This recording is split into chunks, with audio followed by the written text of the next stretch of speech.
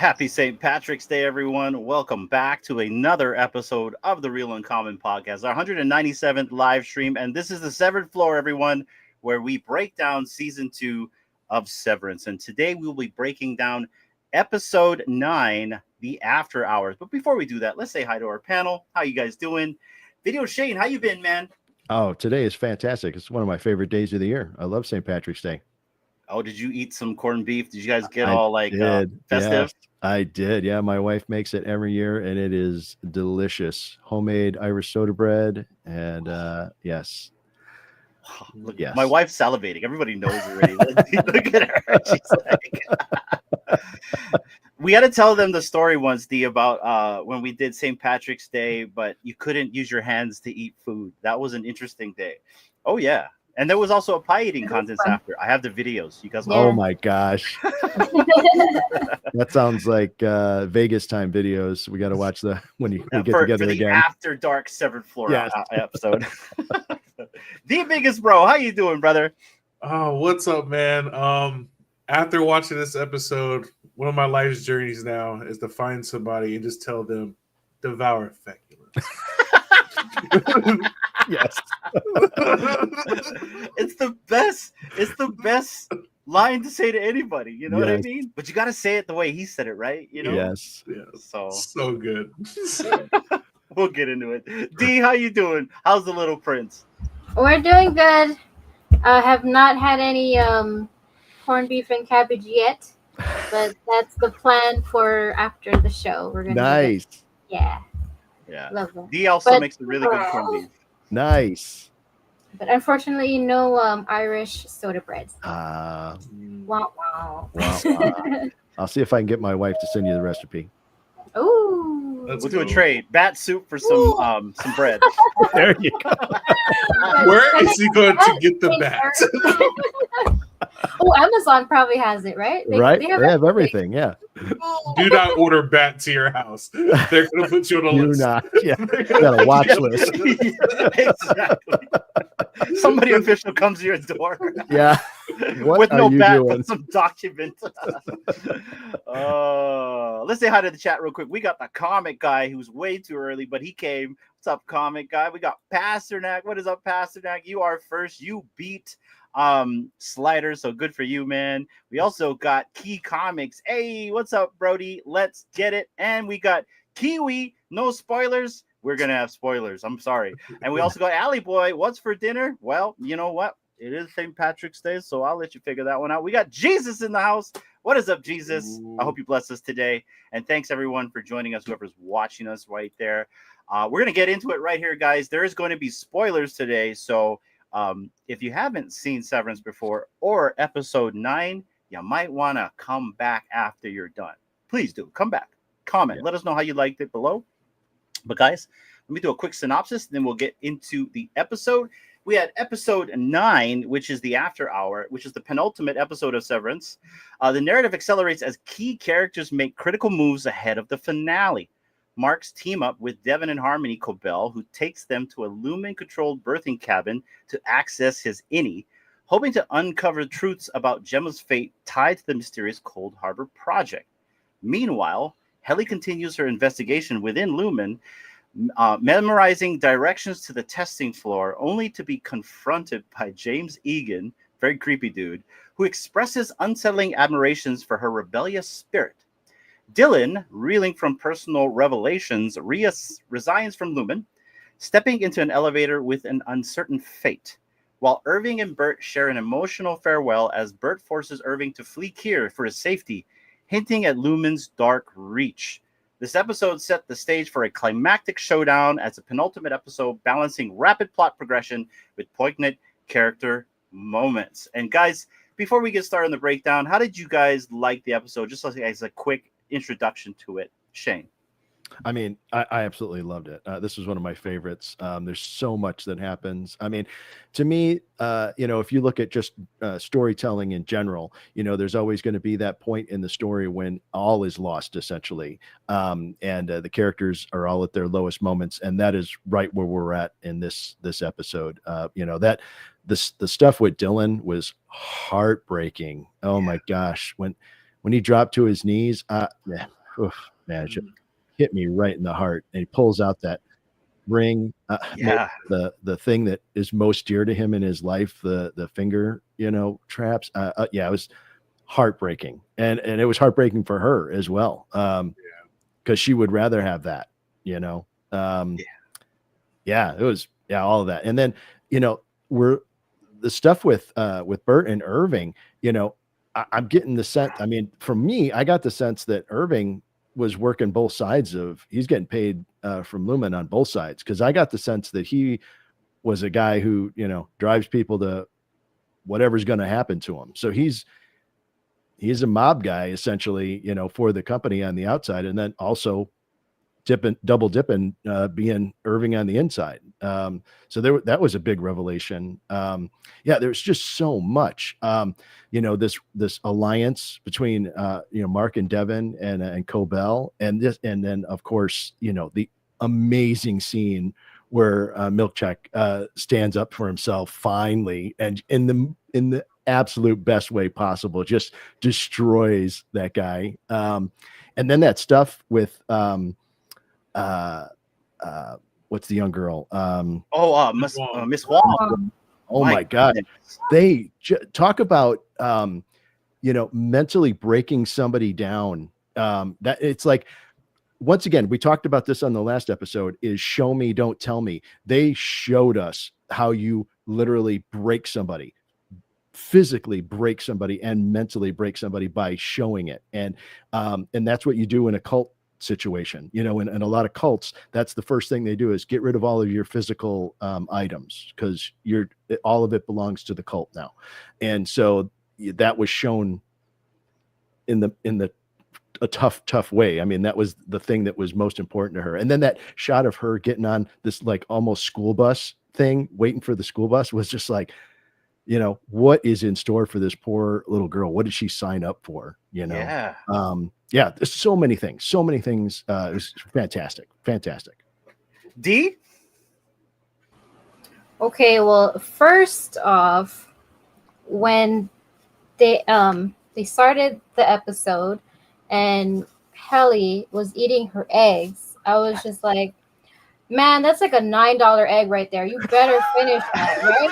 Like, she cut it into 6 pieces, and the way she's like just handling it, I'm like, you better savor that, man, because that's like gold. Anyway, and then after that, it was just, I noticed like this episode had a lot to do with like traveling on the road. They showed a lot of pictures of the roadway and like shots from like a faraway distance, or like from a bird's eye view of like more of the surroundings. So I thought that was kind of cool. I mean, just the whole episode, it's just so much feeling. And they do, like, for Dylan's part of the story, they make it so like where you felt his emotions at the same time as his wife, and essentially like the sacrifice that she's giving up because of the way that Audi Dylan reacted. And even though she like she prefers the innie, she's like willing to sacrifice that in a way, because like to save her marriage on the outside. But I mean, that wouldn't make her happy either. But I don't know, it was just like heart-wrenching. I'm like, there's no like happy ending kind of for either of them. But yeah, a lot of emotion in this episode for me. Big Bro? Man, they did a great job recapping everything. I believe we'll go around and touch on a lot of that stuff, but just for me, after an episode like last week where we just stayed with Cobell, it was a good breather space from episode 7, and now we get back to all of the people that we care about, and we start seeing some farewells, and then one new face that's entering the fray of the severed floor. So it's interesting. But as an episode, it was great, and I'm really excited for next week. It really has me anticipating how are they going to finish this and still leave us wanting more for season 2. I completely agree. And what I liked about this episode was we traveled with to different scenes. Like I think it was like 4 or 5 different scenes. You know, you had the scene with James and Helly Egan, and that was interesting. We got to know a little bit more about her father. Very, very interesting individual. He also shows up at the very end too with Helly R. Mhm. And I love the fact where he's like, "You tricked me," right? And it's like, where did he come from? It almost looked like he came from the ground floor below, right? He's been there the whole time. So it's I really feel like there's something nefarious that's gonna happen with that guy. I also feel like we were given so much, but so little in this episode that the season finale is going to be a cliffhanger. I feel like they're gonna do that to us just to kind of like twist the knife. Yeah. What I really thought was interesting was when they went to the birthing facility and you had Mark's sister holding her belly, and she's like, "Oh, she's one of James." It's like one of James. It's like, how many women has this guy impregnated, right? Mhm. You know, that guy's not, a player, man. Yeah. well, I mean, it really kind of like emphasizes A player? He's daddy. That's who he is. You know what I mean? He's daddy. He's the owner. Yeah. Yeah, exactly. Yeah. He's the leaseholder for everybody, and it was just a really well fleshed out episode. I love the fact it was Burke, right? It's not Irving, but Burke that we found out was a hitman, Yeah. right? Yeah. Yeah, Bert. So- Sorry about that. Bert's but I no, messed no, that no. up. It was good though. I like that. And at the time when he was driving Irving, right? I really thought that's it. He's gonna go swim with the fishes. You know what I Yep. mean? Because like that's what it's leading to. And then we finally find out no, it's not the case. But I'm ready, bro. Like, Oh my God. that's why. Oh, dude. That whole thing of why don't you take a ride with me? Yeah. That's never don't get in that car. And then Don't- he's like, no, Are you I'm good. stupid? He's like, You know? no. Come take a ride. No, for real. no. Yeah, Yeah, It's come on. gonna be Like, good. like, It's gonna be That good. part is like, oh, I don't have to show And you. it's Christopher Walken voice. Yeah. Nah, Yeah. Here, let me ring a cowbell while I'm at it. Let's go take a ride. Yeah. So, all right. Well, let's get into the breakdown here, guys. Let's break down this episode right here. So, I've got 10 breakdowns for this episode. Let's start with number 1. And this time we're not going to be asking any questions. We're just going to kind of talk about it after that. So number 1, Helena and James' tense breakfast.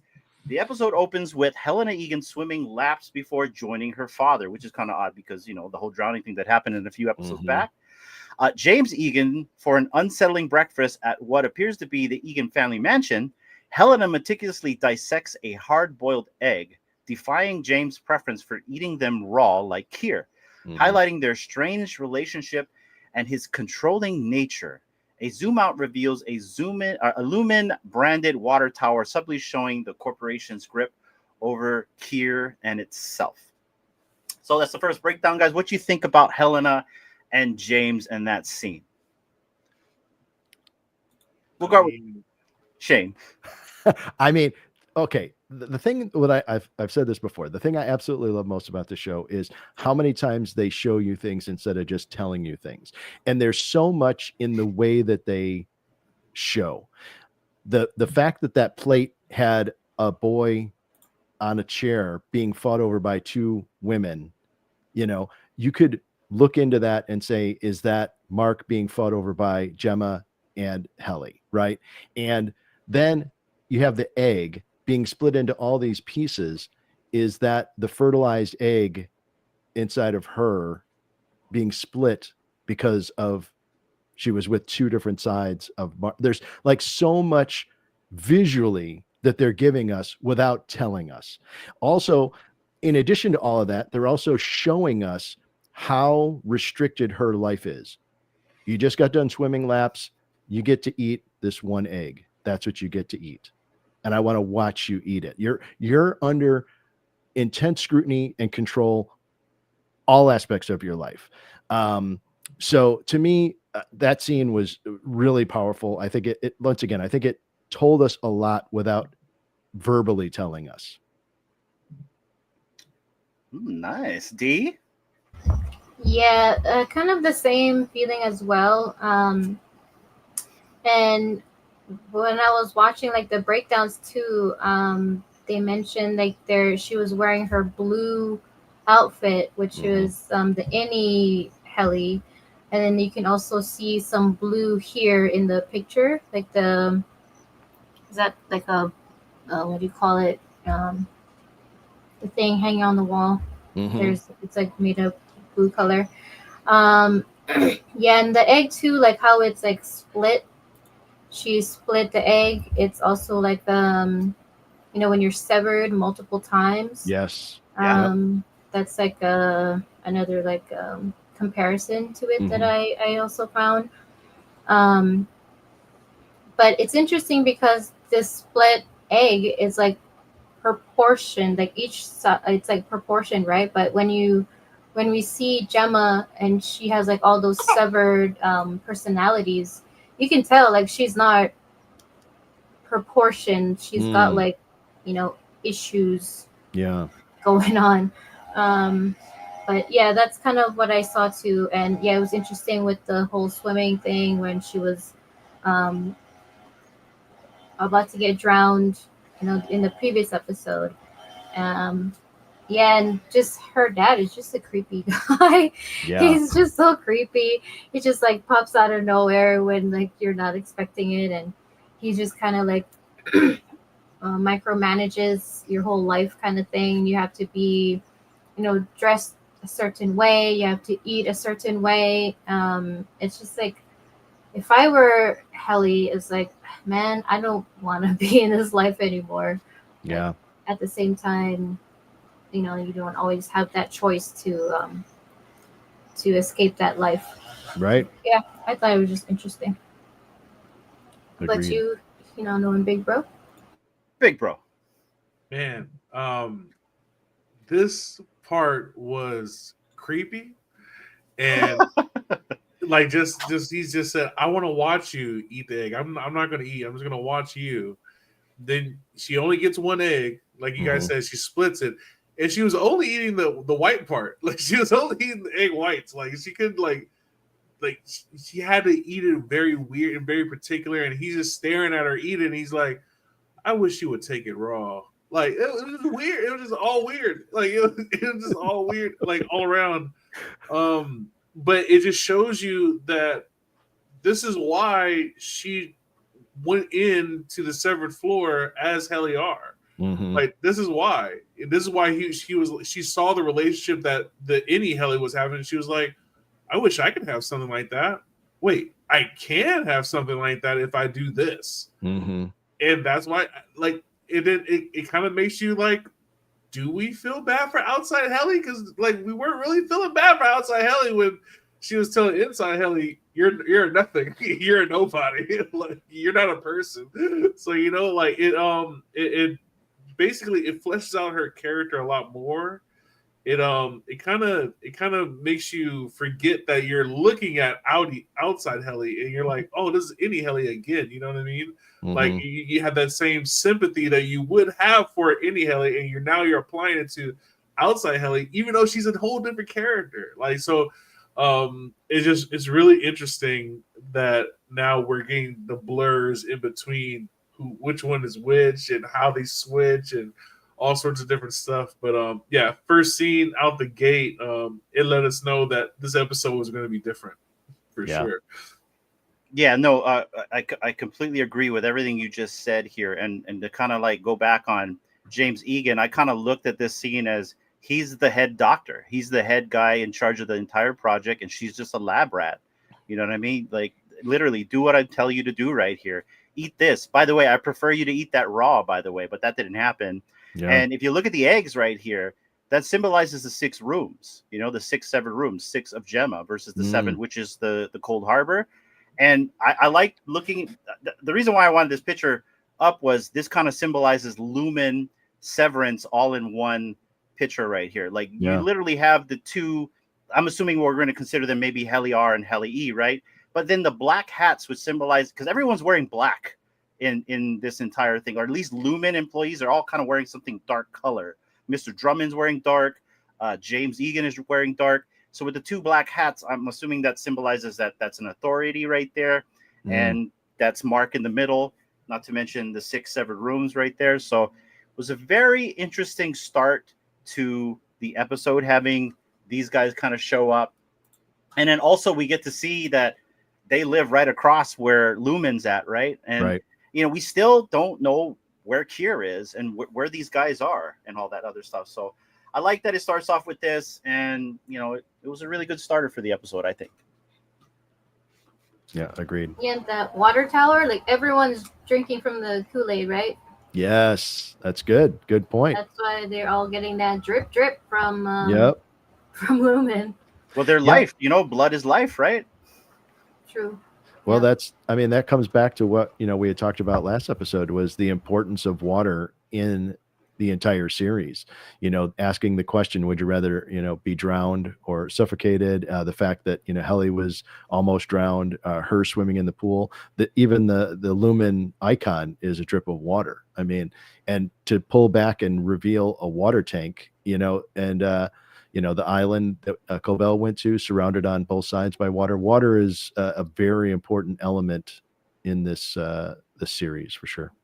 Speaking of that swimming scene, like there was one instance where she's swimming regular, but it has her like face in, so it looks like when she was drowning before. Yes. Like this whole show, from sound to production to the costumes to everything, and just that alone, like I'm not really like a person that like notices, like has the eye like that, but like I noticed that and I was like, wow, it's amazing. Like they're really, really on it. And I think I just gotta give credit to Ben Stiller. I think he's been a part of a lot of projects, and I think you can see his hand in this, like, so kudos to him, and just being that creative and allowing it to be on the show.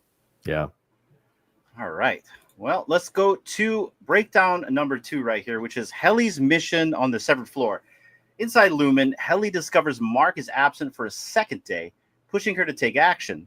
She finds Irving's map to the testing floor elevator and begins memorizing it, signaling her determination to uncover more about Lumen's secrets, until James interrupts her, adding tension to her arc.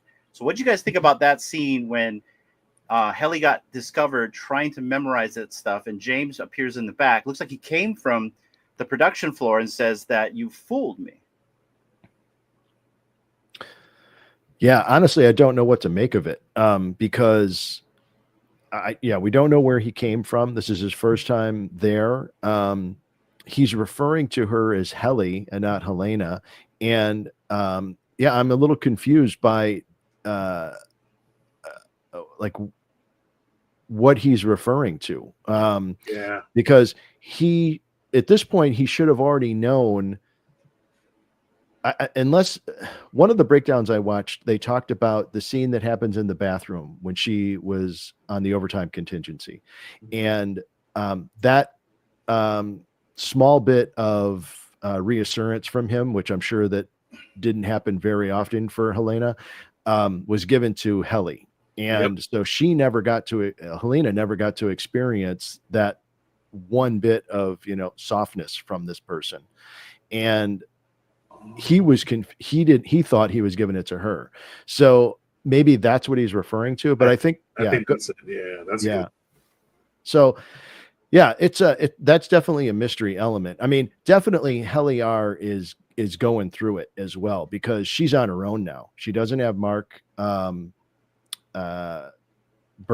which I get those two Dylan confused. and Irving. Yeah. That's okay. It's okay. Who's the one on the inside?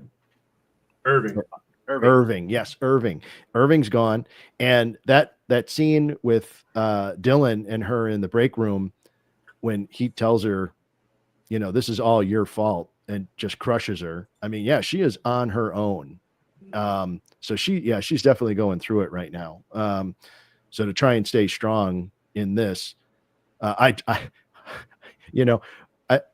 don't. We're meant to not like Milchek. He's supposed to be the bad guy. He's the corporate, toe the line. But man, he gets shit on this whole episode.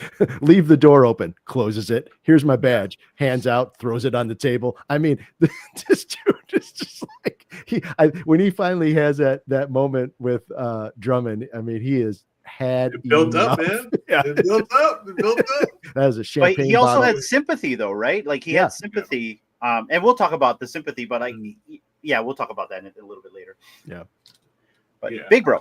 For me, man, I didn't think about that until VideoShane said that.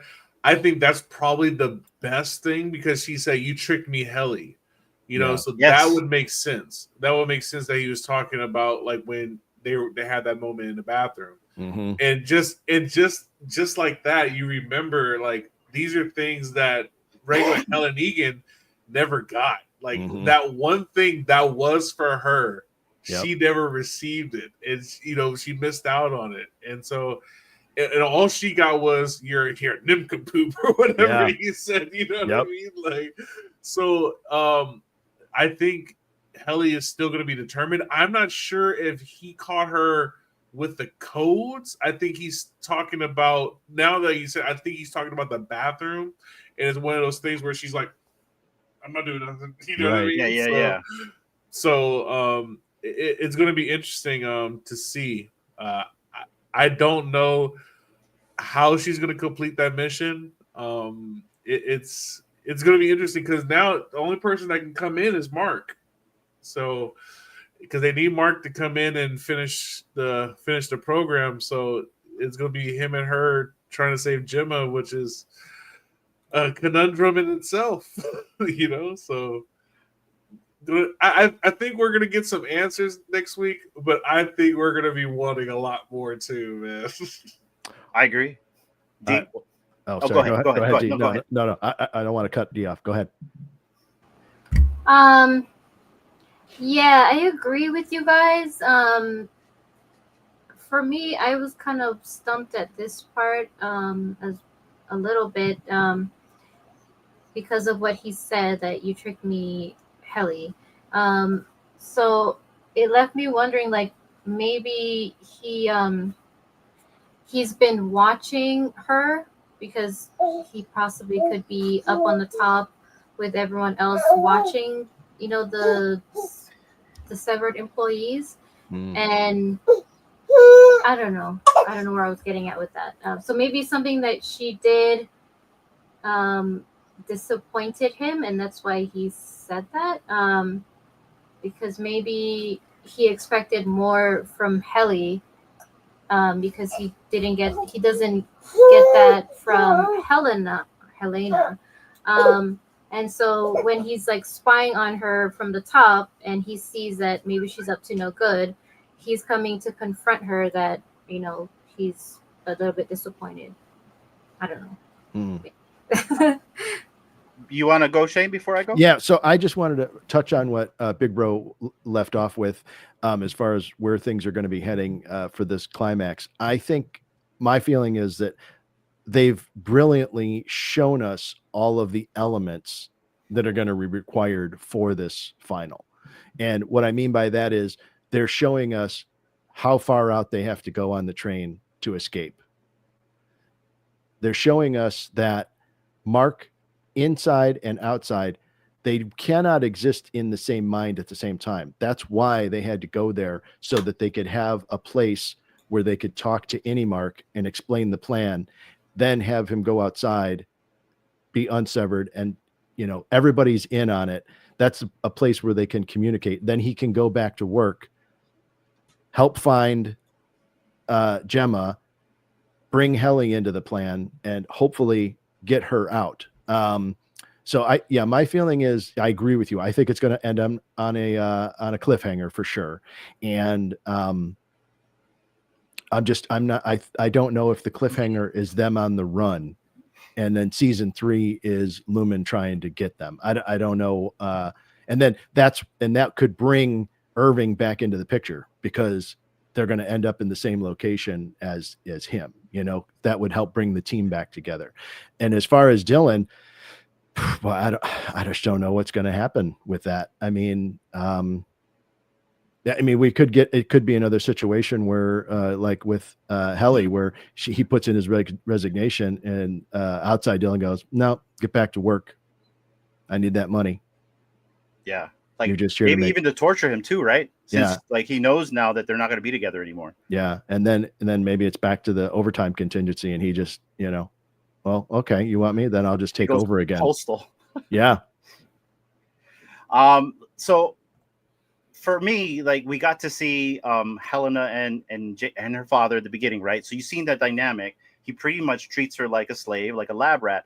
But I sensed admiration in his voice in this scene towards Helly, and I feel like he has more admiration for the innie than the outie portion of Helly. Maybe there's even a fascination, and I want to say there's more than meets the eye with Helly and Cold Harbor. I think there's something to do with her as well with Cold Harbor. I think there's a link between her and Gemma. But I think when he walked in, it's exactly what you said about the bathroom scene. I don't think it's more than just that.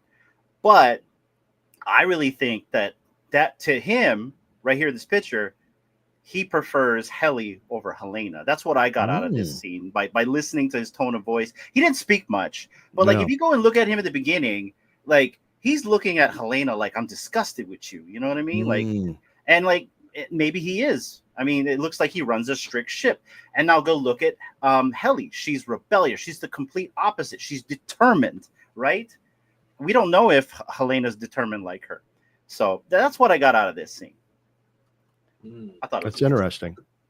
Very interesting. Well, the one thing I will say about this scene in particular, this shot that you have up right now, is this imagery is consistent through the entire episode. And what I mean by that is this silhouettes against light and dark. And what I got from the episode was the consistent theme was balance. And if you look at the scene with Milchek in his office, he's silhouetted against that white wall in his office. There's a lot of this kind of black and white balance or imbalance that happens throughout the episode. Yeah. So I don't know if that's something that they're trying to communicate to us, as far as story elements go. But it was definitely something that popped out to me. Yeah, a lot of light and dark in a lot of the episodes, like good and evil, or at least that trope's up and down. And the ending scene with Cobell with the fire behind her was that one. Jiminy Christmas. Talk about I'm getting ready. I am going to talk to the devil at this point. Yeah, straight up. Yeah. Come to the fire. We'll go back to that one though. But all right, let's go to the next breakdown right here. Bert and Irving's Dylan's emotional collapse and resignation. Ugh. Dylan's innie faces heartbreak when Gretchen, his outie wife, rejects him after confessing to kissing his innie.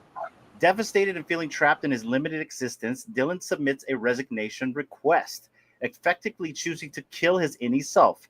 A gut-wrenching decision that leaves his future uncertain. What do we think about that part, guys? Bro, I watched this show with my wife, and I felt both Dylan's plea. I felt that. I don't care if that's me. That's not me you're kissing. How are you going to cheat on me with me? That's not right. And then I feel Eddie Dylan. That's all he has. We have to remember they're essentially children.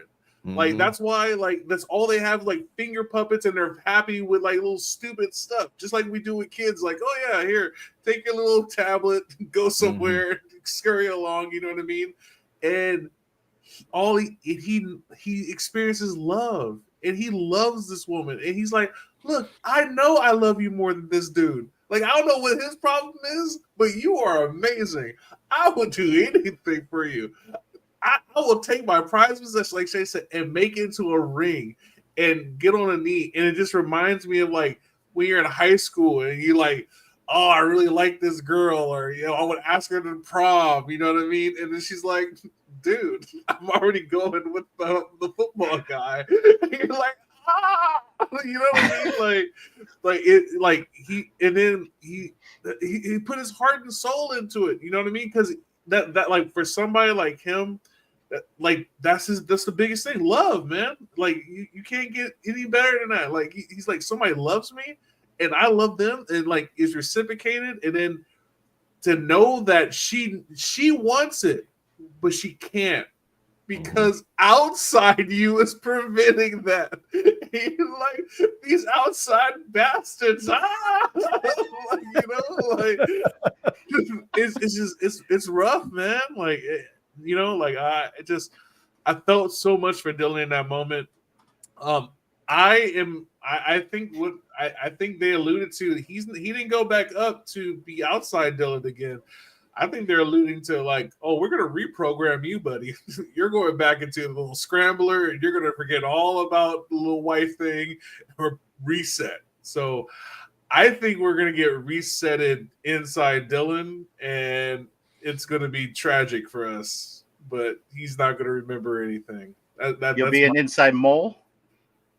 Maybe, but now I don't think he'll be a mole because he doesn't have anything. Like if he had a chance at the wife again, still, you know what I mean. I think that's a good device, and I think he would rat on everybody.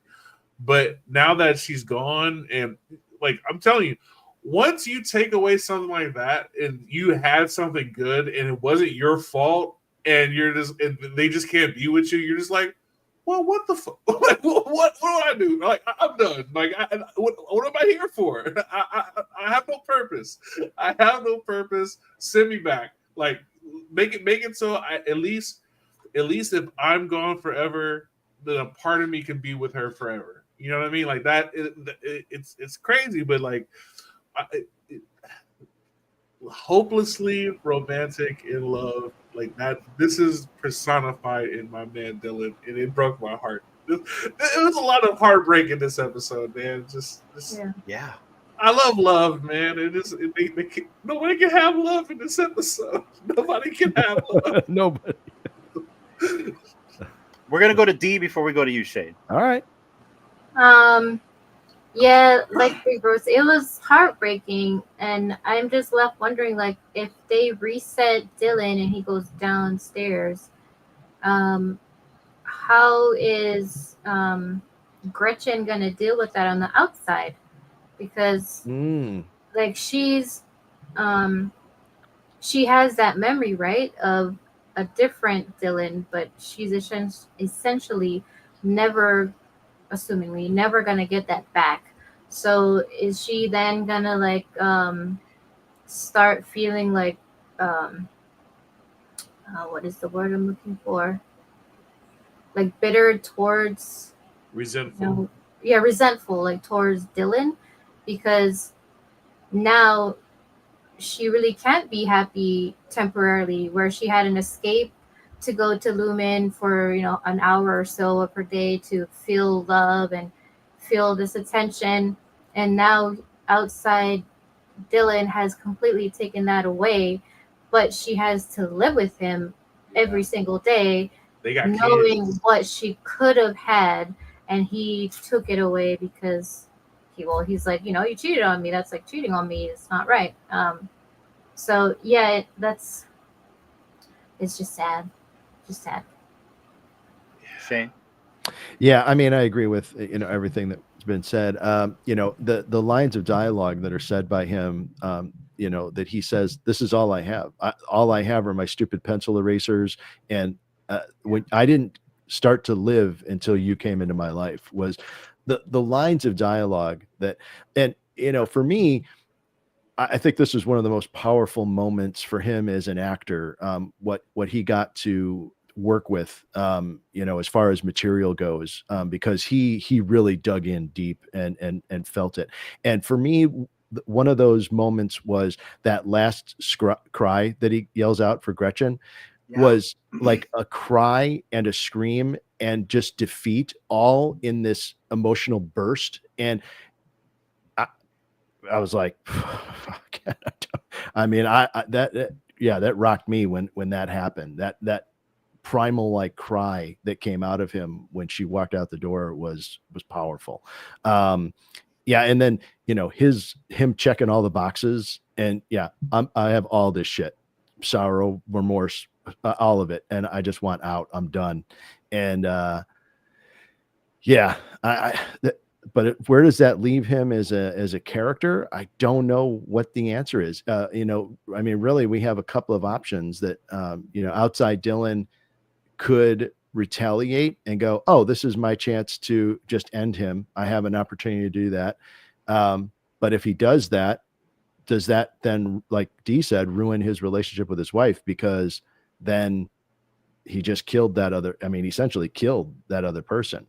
And those become ethical questions about what does it mean to be alive? And are they really alive? And just because you can turn them off on a chip inside your head, does that negate the fact that you kill them? So, there's either that or, like, Bro said, this reprogramming, to do what they did to Gemma. I don't know if that's possible. I don't know what that does story-wise, because essentially they just have to bring him up to speed and say, you're new, Dylan. Okay, well, let's just tell you what's been going on and, get you back to where we are all at.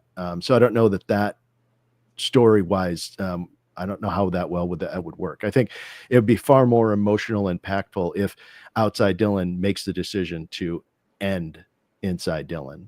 But then I don't know what that does to that story either. I don't know how we benefit from his assistance inside during the escape plan.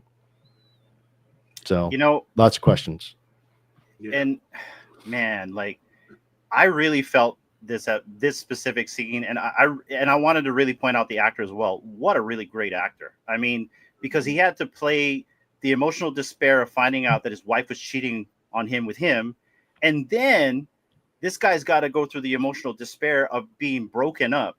And you guys are right, they're children, they're actually teenagers, and this scene reminded me of high school.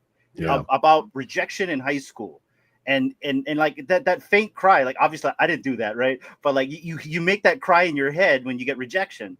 But this is even more for this guy, because he has no life other than his pencils and his erasers. Yeah. He was given a taste of joy. He got to see his kids in the outside world, only for that not only to get ripped away by Lumon, but also his wife. And then also the actress playing the wife, right? Oh, like she has to deal with also like the husband, and then you see that interaction. Then she goes here and has to break the bad news to him, and she wants to say yes, but she can't because of the dynamic of their life and the relationship with all the kids and everything. There's baggage. So this guy should get an Emmy, because like I really enjoyed this. And you're right, that emotional cry at the end, that was the chef's kiss, because I felt it. I'm like, oh my gosh. I've done that before. Like that it hurts. It hurts. It hurts, bro. Like that hurt. Like that was real. Like you said, this all is the in face one you get. Cry. Like yeah, bro. Yeah, and that's how you feel. Like you want to just go down into the freaking depths of the pit. Yep. I did everything right. I did everything you said. I am everything you need. Yeah. It's still not gonna like what yeah. Burn it all. But then you can feel why he wants to end it. He wants to sever himself from even having any of these things already, not even wanting to be existing anymore. But yeah, you know, for all we know, we don't know what happened. For all we know, maybe he stepped out of that elevator and said, screw it. You know what I mean? And we're going to take the whole thing down. We don't know yet, right? We'll find out in the next episode. Yeah. Or maybe you're right. Maybe they will reprogram him, but then, we'll have to see. But yeah, I really thought this was a very powerful scene. And I really thought this guy did a really smashing job with the acting right there. Like the screaming, the little, that faint cry, like, ah, you know what I mean? Like, yeah, I really felt that. So, yeah, what's also interesting too is like when he's going through this emotional period and he's checking all the boxes, kind of like when Gemma, and Mark were in the doctor's office, when they were like, all this time they've been trying to like, have a baby. And then she had to like also check these boxes. I thought that was kind of like, I don't mean, they're probably not related, but I just thought that was interesting too. Like he's down in the dumps checking boxes. And then they were at the doctor's office, in that state of mind that they were in, also checking these boxes in their situation. So yeah, it's like a lab experiment. Yep. All right, guys, let's move on to Burton Irving. So Burton Irving's bittersweet farewell Audi Bert drives Irving out of Kier to protect him from Lumon's wrath after his investigation into the company. Their goodbye is tender yet tragic as Bert admits his innie fell in love with Irving's, and they share a forehead touch mirroring their innie's bond. Irving's departure raises questions about whether he truly is gone for good, or is there more than meets the eye? Shane. Oh, man. So in a lot of ways, this mirrored the Dylan relationship with Gretchen, because he's got his head against him and he's saying, I'm ready for this. I have. And when he tells him he's never actually been loved in his entire life, I was like, oh, fucking Irving, man, that sucks, and Bert saying, we just can't. And, that moment that those two actors shared together was powerful.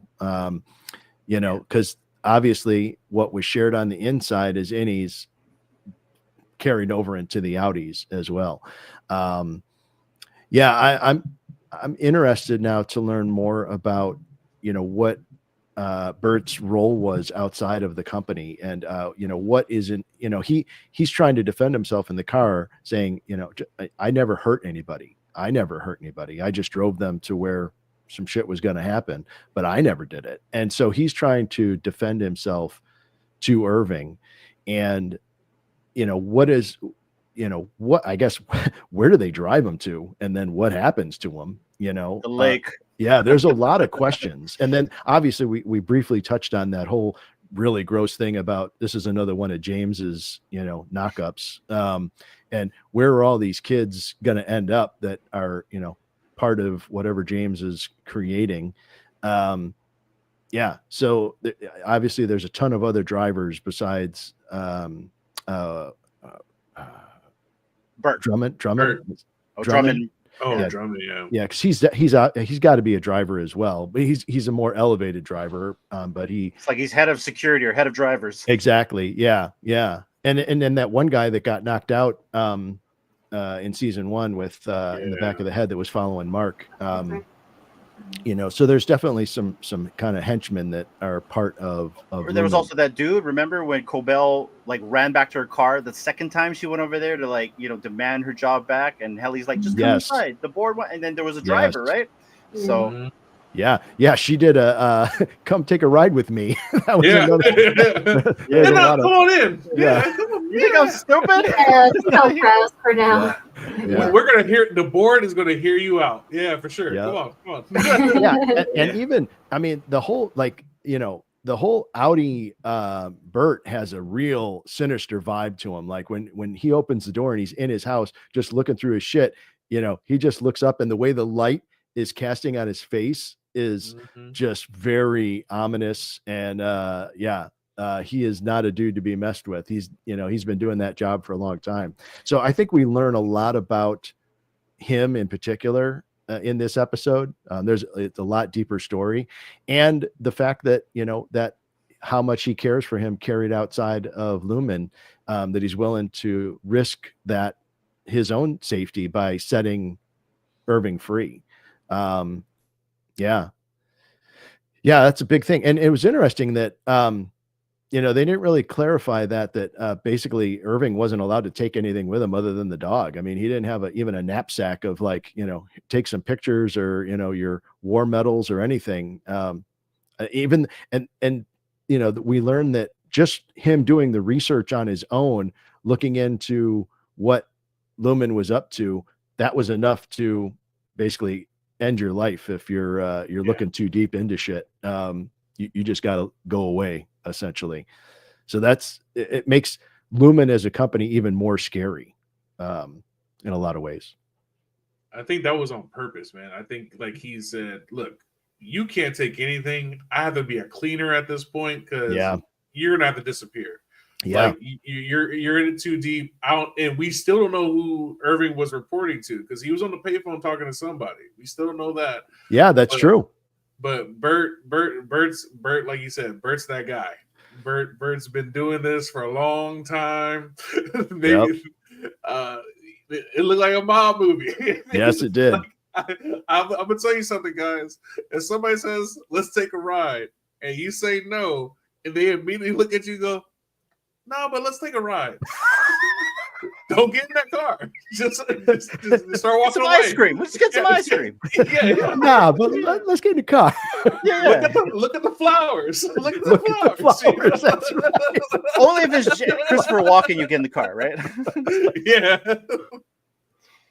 Yeah, Oh, but yeah, powerful scene. These two actors, just the portrayal of love and the different types of love in this show, and just it's a remarkable job in bringing us in very fast and really believing it. And with these characters, like I said, each one of these actors having to play two different roles and then be deep in these roles and then pull out these different emotions from the different roles, and then you kind of get blended into like both of their characters, and it comes out. It's masterclass kind of stuff, man, that we're watching. Like, I really believe that these are going to be one of those shows where you will be able to just rewatch again and then kind of like get more and more stuff now that we're going to have more puzzle pieces out on the table. So I 100% agree. I think this is a series that gets shown in acting classes of this how you do it. Like, I noticed even more so with, we talked last episode about Helly and the way that she embodies both those two characters and the way that she walks. And I was looking at it this time when Helly was downstairs, and she walks almost like a swag, like a swag. Like, she is a tough person downstairs, and then upstairs it's more like up and prim and proper and like book on the head kind of that kind of thing. And just the difference in mannerisms. Stay within the line. Yes, exactly. Yeah, she gives a real distinct separation between those two. So it's interesting. I thought we got to watch two legends act in these scenes. And what I loved about Christopher Walken, and I don't know if you guys caught this, wherein I believe it was Drummond talking with that crazy doctor, where they start looking at people. They said that we're going to take care of Irving. So Irving was supposed to die. He was supposed to die. And so Burke actually defied Lumon by taking him to the train station and letting him go. So Burke is actually in trouble. And so he's going to be in trouble. It. Yeah. But it goes back to who the hell is Burke, right? Like, and if you're going to make Christopher Walken a freaking hitman, then he's a badass hitman, right? Yeah. So like, you would think that Burke has plans to avoid and evade, and maybe Burke will become a character that will help, maybe take down Lumon in the end. Maybe something happens to his partner, right? Because the only thing that Burke has that is like his Achilles heel is his partner. I forget the partner's name, but maybe something happens to that guy. But that's the one thing I remember from this, because I really thought Irving was going to die from what I heard Drummond say. Or I think it was Drummond that said that. But yeah, they were supposed to take care of Irving. He's supposed to, go for a drive. So, but I love that. I think, and we always knew that if you put Christopher Walken into a TV show, he's gonna play some nefarious character. So I wasn't surprised that he's a freaking hitman in this. But that's what I saw. I saw two good actors right here. Show us something that we thought was going to end in turmoil, but then it was just a love story right here. But I don't think it's over. And I go back to what you said about Irving being on the phone with somebody. I think there's more than meets the eye to Irving now with more information, and I think maybe he's going to come back. Interesting. Oh, just a little insider info. So Bert's lover or husband on the outside, the guy at the dinner, that actor, have you ever watched the show Fringe? Heck yeah. Loved him in there. So in Dr. Bishop? Heck yeah. Dr. Bishop, one of our favorite shows. But he plays two different versions of himself in that series actually as well. His parallel as well. Yeah. Yeah, he's such a great actor. He is a great actor. So yeah, I just want to throw that out there. I love that series. And that is a series that needs to be broken down. All the way from like the first to the fourth, the way that it ended, it was so well done in my opinion. Yeah, agreed. All right, guys, let's move on. Or I'm sorry, Dee, did you add anything to this? I don't think I went to you. Yeah, that's okay. This episode had a lot of or this scene. what was I gonna say? Had a lot of sacrifice built Mhm. around it. Like not only with Gretchen and Dylan, like her sacrifice to do something she really didn't want to, but also with Bert, like he sacrificed where he could potentially and maybe get in trouble, but he did that because of his love for Irving. So this episode I think kind of circled around balance and just sacrifice and what you're willing to go through for someone that you really love. Um, and Irving only having to bring the dog, it's basically like the mafia. You don't take anything with you that could potentially identify who you are or how you're connected to your hometown or people that you love. um that's just my opinion, but yeah, a lot of sacrifice and heartbreak. Mhm. All right, let's Agreed. move on to Miss Huang's departure. And I'll repeat it for Big Bro if he's not hearing this. But Miss Huang completes her Wintertide Fellowship and boards a Lumen bus. Her fate is unknown. Her childlike appearance in this moment contrasts with her prior authority, suggesting Lumen is sending her somewhere, perhaps Svalbard, as some speculate, leaving viewers with little closure on her story. And I feel like she'll come back. But what I really love about this, and I'll jump in first, is we got to see Miss Huang throughout this season, right? And I'm just going to assume Helly went through the same thing she's gone through. Hmm. And so we're seeing Miss Huang go to whatever this Wintertide Fellowship school is. And it was also teased with Cobell. Mhm. And we got to hear and also kind of see what Cobell went through. And Yeah. so like I love the contrast in this where you get to see Miss Huang start from the beginning. You get to see Helena Egan, where she's at in the middle with her dad. And then you get to see Cobell. So from the beginning to the middle to the end, and how the character develops in this type of meat grinder. And so, and you can see it in, oh, I'm sorry, I should pull this up. You can see it in her face right here, where like literally she's got to sacrifice something to sacrifice herself. And Mhm. then you see her out here, and she just looks like she's terrified when that bus shows up. And, that's the life of living Lumen, being in this cult. Go ahead, Mhm. Shane. Yeah, I 100% agree. We kind of tapped onto this one a little bit earlier, but her having to destroy that one thing, it's kind of a theme actually that follows this entire episode through. With the fact that Dylan had to destroy one of his finger things that he treasured. And now she had to destroy this thing that meant a lot to her. And even really for Irving, he had to leave everything behind in order to escape.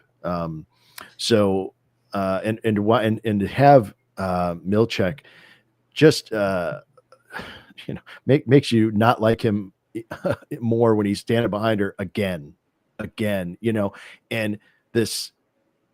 I think this fits into this idea of being mean to subordinates essentially, and because you're taking out your own aggressions on them, and how that can manifest in the corporate environment, and how horrible that can be.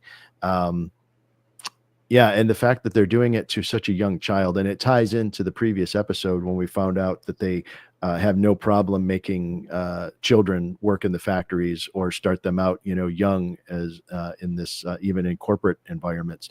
And this, the line of dialogue of, "We're going to move your bed from your parents' home. You're going to go now to this space," was like, what? So nobody, everybody is owned by Lumen.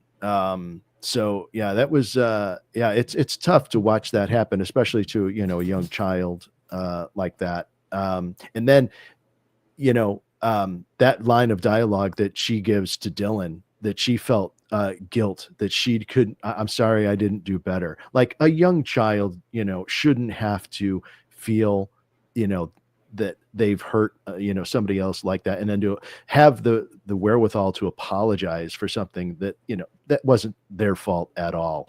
But she was being groomed and put into this position of like in that scene where she reminds them, "Oh, I'm not your friend, I'm your supervisor." Like she was just that's what she was told, that's what she's being groomed to do, and that's what, you know, the corporate environment, you know, is supposed to make you all filter into these silos, essentially. Yeah. Yeah, and I think what you're seeing when she's standing out by the bus is just she's broken, and then it's kind of like what they do in the military. You know, I've never spent any time in the military, but I've heard a lot of people talk about how that's what they do in boot camp. You know, part of the boot camp experience is to break you down mentally so that they can rebuild you, and so that you just follow orders, don't question things. We're going in this direction. Okay, we're going. Don't question it. You know. So anyway, that's kind of all I got from it. But I did want to talk about one quick thing real quick with the Dylan thing. When he was waiting to talk to Milchek, I don't know if you picked up on it, but when he's waiting in the lobby, it's that big picture of Kier with the sword over the top of, and his head is perfectly in line with where the heads are. They're being buried up to their waist or whatever, and then he stands up. Is that a precursor to, you know, him being killed off? Oh no! So or he's going to be severed again. Yeah. So anyway, I just want to throw that back out there. Well, I before you go, Big Bro, I just want to say that he's punishing her mainly because she ratted on him. That you know too, what I mean? Yeah. Oh She yeah. shouldn't have ratted on, and he's basically 100%. making sure she understands that. On top of that, she's now paying for it. You know, no remorse. Like, you know, Mr. Nice Milchek is gone. Yeah. And you can see the realization in her face where she shouldn't have done that when she starts smashing. Yeah. Like the one thing that she loves the most. So yeah. But go ahead, Big Bro. This the water ring game is near and dear to me because I used to play this when I went to the dentist as a kid. And it was the one time that, like, the one thing I loved about the dentist was like, okay, the ring game. Everything about the dentist sucks. This ring game. So, like, in a sense, I was severed as a child. When it was dentist talking, I'm like, I get to play the water ring game, you know?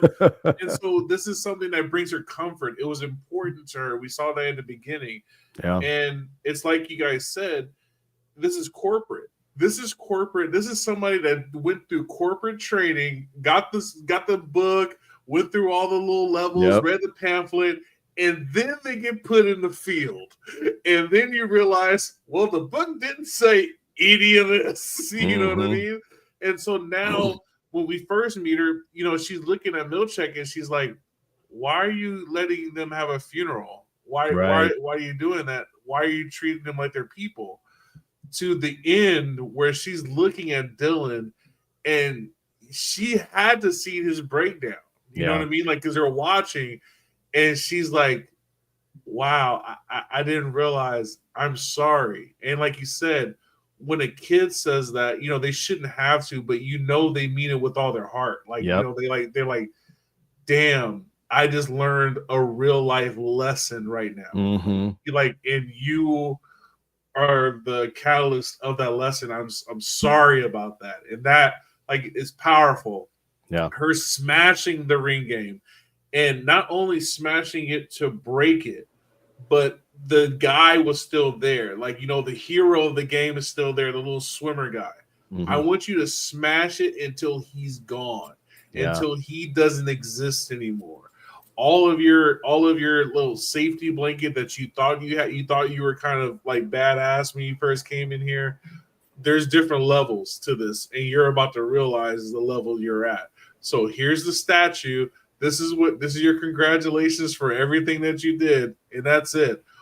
And now you're back to the bottom. And we're gonna move your bed from your parents' house to the. What? It's a fuck around and find out. That's what it is. Yeah. You only get one bed in this life. She doesn't get the dorm experience, a little tiny bed, and all. Like, you know what I mean? Like, it's just like it's like you said. And when she's sitting there in a time where, you know, this is a big reward. This is like the valedictorian of Lumon right now. Like, she's the shining star, like star pupil and everything, and she's sitting there, and her congratulations is a small bus. You're moving away from your parents, most likely probably not going to see them very much, and this is all you get, your little suitcase. That's it. That's Well, all you have. Peace. Yeah. And in a lot of ways, I mean, that's what happened to Cobell, right? I mean, Yeah. went through the same program, and she had to leave her mother behind. Same so thing. she cut ties with her So essentially. we're seeing. Yep. Yeah. I think that's a really good synopsis you put, Hanano, where it's like the beginning, the middle, and the end of like the realization, and ultimately what's probably going to happen with Hallie, and ultimately what's going to happen to Miss Wong here. Yeah, She's gonna go through hell. Miss Wong you can see it in her face. She knows she's gonna go through the ringer, and she's just starting. And even like we see it in Helena. It's not even done yet, and you're an adult, right? So yeah, D.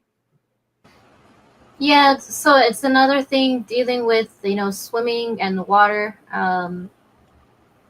Oh yeah, the water. Yeah, you're right.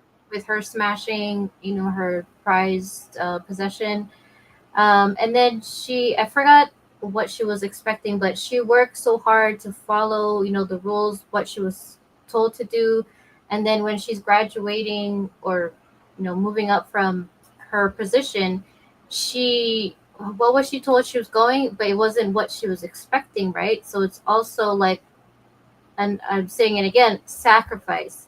This whole episode is all about sacrifice. And like when she's waiting for the bus, she's like alone in this. Like there's nobody there to like see her off. I mean, usually when kids leave to go to the bus, there's like a parent there, like, have a good day. We'll see you after school. It's like she's there miserable in this cold outside world, just waiting for, for this mysterious person to come and pick her up and take her to an unknown, undisclosed location. Come for a ride. Yeah, come for a ride. Yep. All of us sacrifice at taking rides with strangers. Yeah. So, yeah, you could also feel the emotion that she's probably also feeling, but she has to be strong and not really show it. Yeah, it's just a lot of different emotions in this episode, and also in this picture, like this is her usual getup, right? The black and white, but she's between two figures dressed in black. So she's more like black. Yeah, more black. So yeah, it's very interesting. Black and white. Yep. A lot of symbolism. Yeah. Woo, it's getting interesting, guys. It's getting interesting. All right, not everything is black and white. Sometimes there's a gray area, eh? I don't know. I don't know. Could be nothing. I think you might be onto something. All right, let's take a look at Milchek's defiant breakdown right here. Mr. Milchek, under pressure from Lumon's demands, finally snaps. After enduring criticism, he tells Mr. Drummond to devour feculence. Or eat shit, asserting himself in a rare, satisfying outburst. This shift hints at his unraveling loyalty as the season nears its end. So, guys, what did you think about this scene? There was a lot happening here. Shane, I'll let you go first.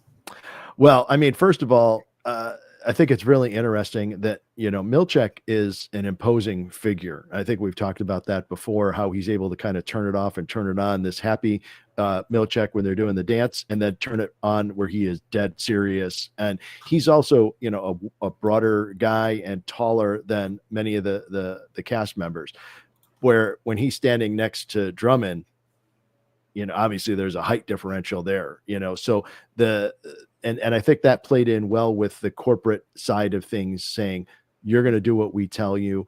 We're the ones in control. You just work here.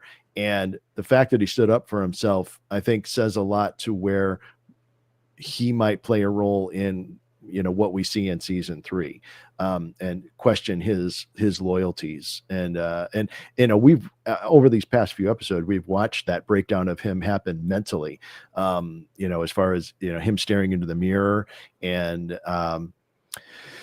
Yeah, there, him questioning who he is as a human being. I think he enjoys the fact that he's able to use bigger words. I think that's part of who he is, and what I think what differentiates him from everybody else. He likes the fact that that's another layer to him and elevates him above everybody. Just besides his imposing size, it's his intellect, and to have him then have them want to knock that down, don't be as intellectual, and then to have him bring that back and use it right back at him was really powerful, and just super intelligent screenwriting. The screenwriters on this series are just firing on all cylinders for sure. Yeah, I it was incredibly satisfying, but it's one of those tough things where as an audience you're torn between the fact that Milchek is essentially the villain of the series right now, but I think to Dee's point, there's gray layers of gray where not everything is always as it seems, and you need to know the backstory behind what's happening, like to Helena outside of there, as to what drove her to where she is. And the last episode where we found out from Cobell about what drove her to where she is, and we have some more sympathy for these characters. They're not just simply black and white, as we pointed out in this episode in particular, where you have a lot of silhouettes against white backgrounds. It's not, everything isn't as black and white as it seems. There's a lot of gray going on behind the scenes. So it was really powerful, and it was great to see him stand up for himself in a way that fit within his character and who he wants to be. Awesome. Dee, go ahead. Just looking at this picture says a lot. Like, besides like the height difference, like Milchek is talking to Drummond and he's not even looking at him, not even giving him the time of day. Mm-hmm. Like he's just like talking to a wall. So for Milchek, like he's had a lot of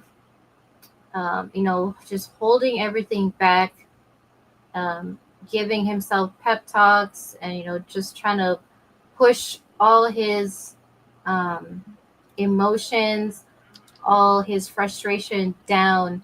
And there's only so much you can do to a person until like they snap, and you're like, oh shit, this guy is like, oh my god. Oh shit. And yeah, like so I think in this scene he like proves it to Drummond, and to where Drummond is like taken aback, like, oh, I wasn't expecting this from this guy Mm-hmm. who I thought was docile and by the books, doing everything that I'm telling him to. And you can just see him like like that twitch, like, oh my gosh, she's gonna snap, and then boom. So I was like, yes. And he did it in like such, it was so Milchek to say it in like these big words. So I thought that was like, I was like clapping for him, like, yay, like Milchek, like he has a backbone. It's somewhere there. But what could, it was just hands off to Milchek in this one. I thought that was like him breaking that barrier and just like F you, this is what's gonna happen. And who knows what's gonna happen after that, but just to have him let it out, kind of maybe gave him like a sense of freedom, whether it's temporary, but just to express himself. So in a way, he may have sacrificed something as well by doing that. So I just thought that was good job, Milchek. You grew some balls finally, and Good job, yeah, bravo. Big Bro. I hate that I have to keep coming back to the restaurant like analogy, but I gotta do it again. This is corporate, right? Mm-hmm. And Milchek was an assistant manager, and as an assistant manager, people don't really realize, but assistant managers, their job is kind of just put out fires and stuff like that, right? and you're eyeing, you want to become the manager, so you're doing your best. And Milchek has taken his whole life and dedicated to Lumon and being the best he can. That means studying, going hard, doing stuff like that, using these big words. You know what I mean? So when he gets put in a management position, he finally gets a taste of the corporate structure. When you're assistant manager, you're really not in the regional meetings. You're not getting talks with all the different other managers and stuff like that. So now when you become a manager, you get to be a part of these meetings, and now they want to form you into what they think you should be doing, right? So Milchek, now that he's manager, he's sitting there and he's like, I have to do what? But you know what? I'm loyal. I'm going to do it. I'm going to learn how to speak in the nomenclature that they're going to let me speak in. So I'm going to dumb it down and just say, shut up or quiet. You know what I mean? But in this moment, you have Drummond just pounding on him. And if you ever been in a corporate environment and got that email that one person sent, and you know exactly what they're trying to say, and you go, you got the memo? And this was a breakdown of, look, I know my job. I'm doing the best I can. I am still saving your ass by how Mark is still going to come in. I'm doing exactly what I was supposed to be doing. So you need to start looking at yourself, buddy. Like, but you can't go off like, well, blah, blah, blah, blah. You know what I mean? So, and to quote my pop, and this is one of my favorite lessons that he told me. He said, you can call somebody an asshole, but anybody can do that. But if you call them a decrepit cockroach, it hurts a lot more. and he was like, because it stuns people, because you're going there, and you can be way more descriptive in that. And when they don't understand what you're saying, that adds another layer to satisfaction. And when he said, you can devour feculence. that right there, it's that moment where like he was like, I was right. I'm going to use it. You know what? Because you know why? I can say this, and it's corporate approved, baby. You can't get me. What you gonna write a memo?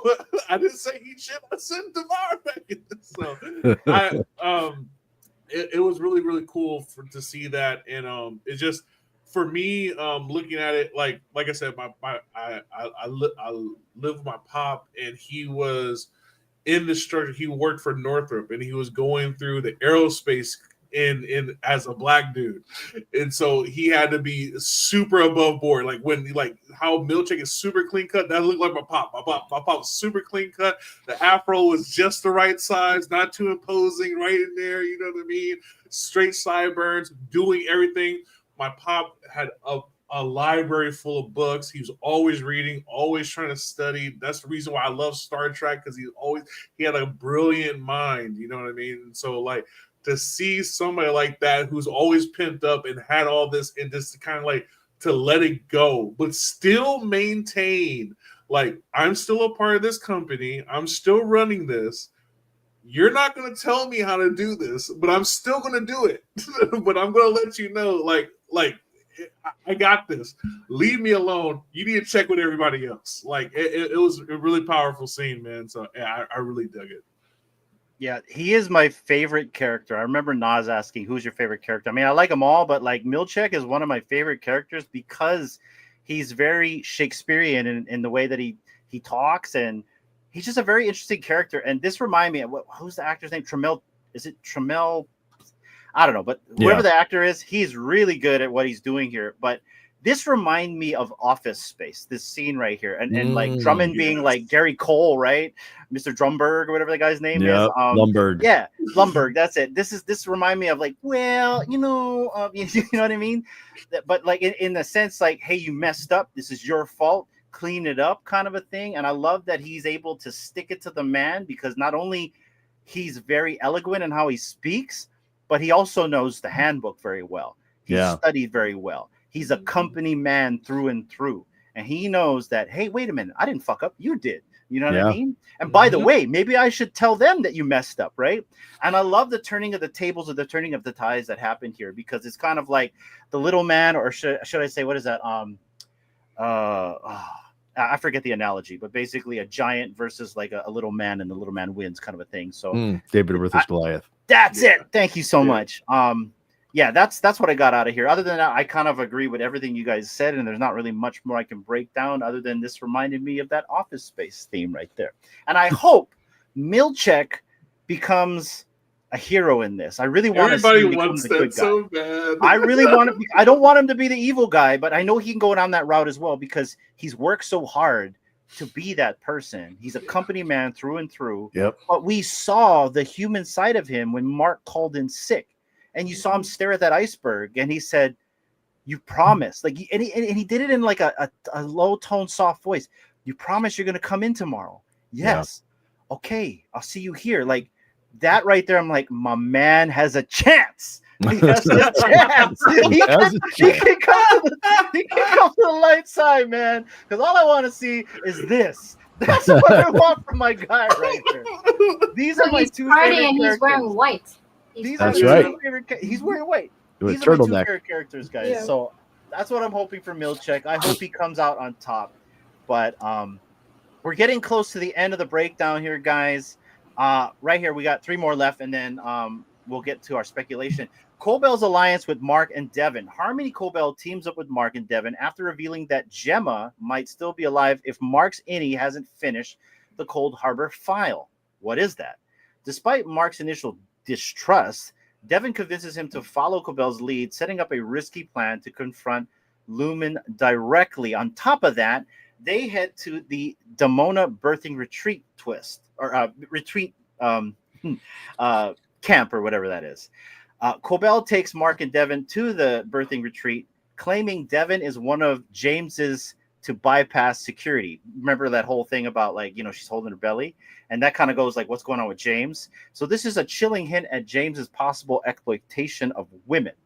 As Mark enters a cabin, he switches to his innie, creating a cliffhanger where he sees Cobell and knows his secret. So, guys, let's break down that entire thing from Mark meeting Cobell in the little snowy area, him calling in sick, to this scene right here. Go ahead, VideoShane. Well, I mean, this is a lot. I think this is the time we've seen Mark the most angry and frustrated in the entire series so far, all culminating to this moment. I think it's also interesting that, they had hinted at the birthing retreat being someplace that you could also have a severed person, do the work that you don't want to do. And it wasn't clear at the time during those scenes in the birthing retreat that, I guess it is now, that when you leave or come in the actual retreat where the birthing would happen is when you would move to the severed version of yourself. And so it makes sense now that this is where they would have to do this. And I think it's smart that, the other, I can't remember that other actress, the one who was trying to do this in the basement, trying to bring them together, was the kind of, it's now that I say it out loud, it's almost interesting, like kind of this is the birthing center where you do it the way it's supposed to be done. And almost like the way she was doing it was like a back room, back alley kind of, some smart shit. Yes, that word. And Cobell's like, no, that is not how we're doing it. This is how you're supposed to do it.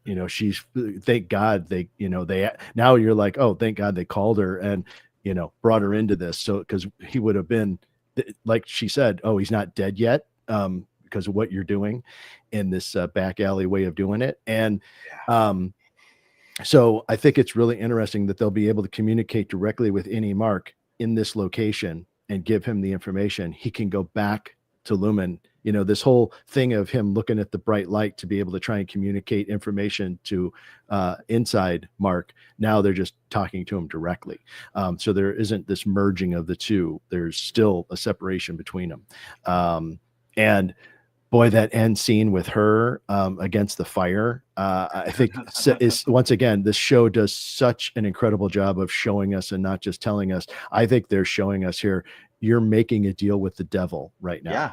You are absolutely putting your hands in this woman's hoping for the best. And maybe she's going to do the right thing. Maybe she won't. She is 100%. This is her baby. And so there's going to be some conflict within her, whether she wants to burn it to the ground or try to retake it over. Yeah. I don't know. I don't know what she's going to want to do. I don't know what her motivations are. She, when she is cold Cobell, which it's just very matter of fact, when she speaks. And then there's that, the friendly neighbor actor that she plays when, bringing cookies or whatever over to Mark's house. So yeah, there's a lot going on in this sequence that we're experiencing with Mark for sure. I did love the fact that he had to be coiled up in the back of the pickup truck, just like Cobell had to be coiled up in the back of the pickup truck to go to this location, and doing everything under the secrecy of night. Yeah, just a lot of really cool stuff. But here's the big thing that I wanted to talk about, and I don't know if you want to ready to get into this or not, but the name of the episode is After Hours. And like I told you last time, one of my favorite TV shows of all time is The Twilight Zone. There's an episode called After Hours. And in that episode, it's about mannequins who are able to come to life for a short period of time and go out into the real world. And then they have to go back, and then they become mannequins again. So the other mannequins can take turns going out into the real world. Wow. The exchange that happens between the security guard and Cobell talks about lines of dialogue directly from that Twilight Zone episode, because she says you're talking about level 9. Oh, that's specialties. That is directly from that. Level 9 is where all the mannequins are out, and that's specialties. And she says, oh, you're looking for the golden thimble. That's the thing that the mannequin buys in that episode. So it is, there is a tie to I think we saw the same breakdown. Yeah. Because I was like, that's the part I was like, whoa. That's really cool, dude. Yeah. Wow. And you even just broke my brain. What? Yeah. Yeah. Even like the name of that retreat, whatever it's called, Dimona. Is that what it's called? Yeah. If you take away the A, it's demon. And then like in the breakdown that I was like, oh my gosh, my mind is like totally blown right now. Like in Greek culture, demon is also referred to as like a guiding spirit or a lesser deity. So yeah, I mean, you know how they have that play on mythology and just other beings. It's interesting. And like in this scene right in this picture, she is like a force to be reckoned with, and it's like it's perfectly balanced on each side. You see that with the light? Yep. Everything. Yeah, everything is just like right down the middle, like balanced. So a lot of that in this. Yeah, I mean, this episode is just mind blowing, man. You could watch this one over and over again for sure. Big Bro. Man, this particular picture right here is everything that we have come to know about Cobell. Now it's on us. Where is she? Is she on the good side? Is she on the bad side? We have to remember that even though we did find out this is her baby and this is why we're rooting for her now, that she was okay with the program. She is okay with everything that's happening. She just wants her credit. Right. So in the end, she does not want to stop the program. I don't believe that's her aim, is to stop it. She just doesn't want it to fall under Lumon. She wants to maybe take credit for herself. So I know a lot of people are like, oh, she's a good guy now because she's working. Like that, no, she's still her. She's still her. There's a lot to it. I think what Mark is going through, is just we saw, like you said, more rage out of him, more just frustration, but we now know that he still is malleable, right? Like they were still able to kind of like convince him to do stuff, convince him to like, talk to Cobell, call off sick and do that stuff. I think the next episode we're going to get to where he has to start making decisions for himself and really sit in the things that he wanted to sever himself from, and that's like a lot of the grief and stuff like that. I think we're gonna, like, this was a crazy episode with like dealing with love. I think we're gonna get into death in the next episode, and it's gonna be heavy and it's gonna be dark. And it just this scene right here again, it reminds me of the movie Devil's Advocate with Al Pacino. Yes. And like that room, and like like you said, you're making a deal with the devil, and the devil is not going to be the red guy with the horns and the pitchfork. It's going to be somebody that you can look like you can trust. Like it's like not that bad of a person, Cabell's not that bad, She was abused, like she went through a bunch of stuff. We can read for her, and then we remember she's still she still is who she is. So, which side is she going to be on? And it's like Dee said, like it's symmetrical. Everything like. Oh, it's so good. This show is so good. I agree 100% with you, bro. I don't think she's changed her ways one bit after seeing this. And then what's so interesting, when they get to the birthing clinic, she doesn't even flinch. Like, she's been gone. She's been exiled. She's like, yeah, let me in. This is one of James's, right? It's like, not red flag, no nothing. Like, she knew when she's going to get in there. And what really kind of like made me think, okay, she has not changed one bit, is you see the contrast between her and Milchek. You know what I mean? Where he calls Milchek, and then you get to see Milchek really just like become human right there, right? The man's flawed. Cobell is not flawed in any sense when it comes to that kind of human emotion, right? She sounds like she don't give a crap. She's like, call him or don't call him, but you better call him because that's the only way I can help you, right? And then when he calls him, it's not like Mr. Milchek's upset or you need to come in right away, even though he was trying to get him to come in.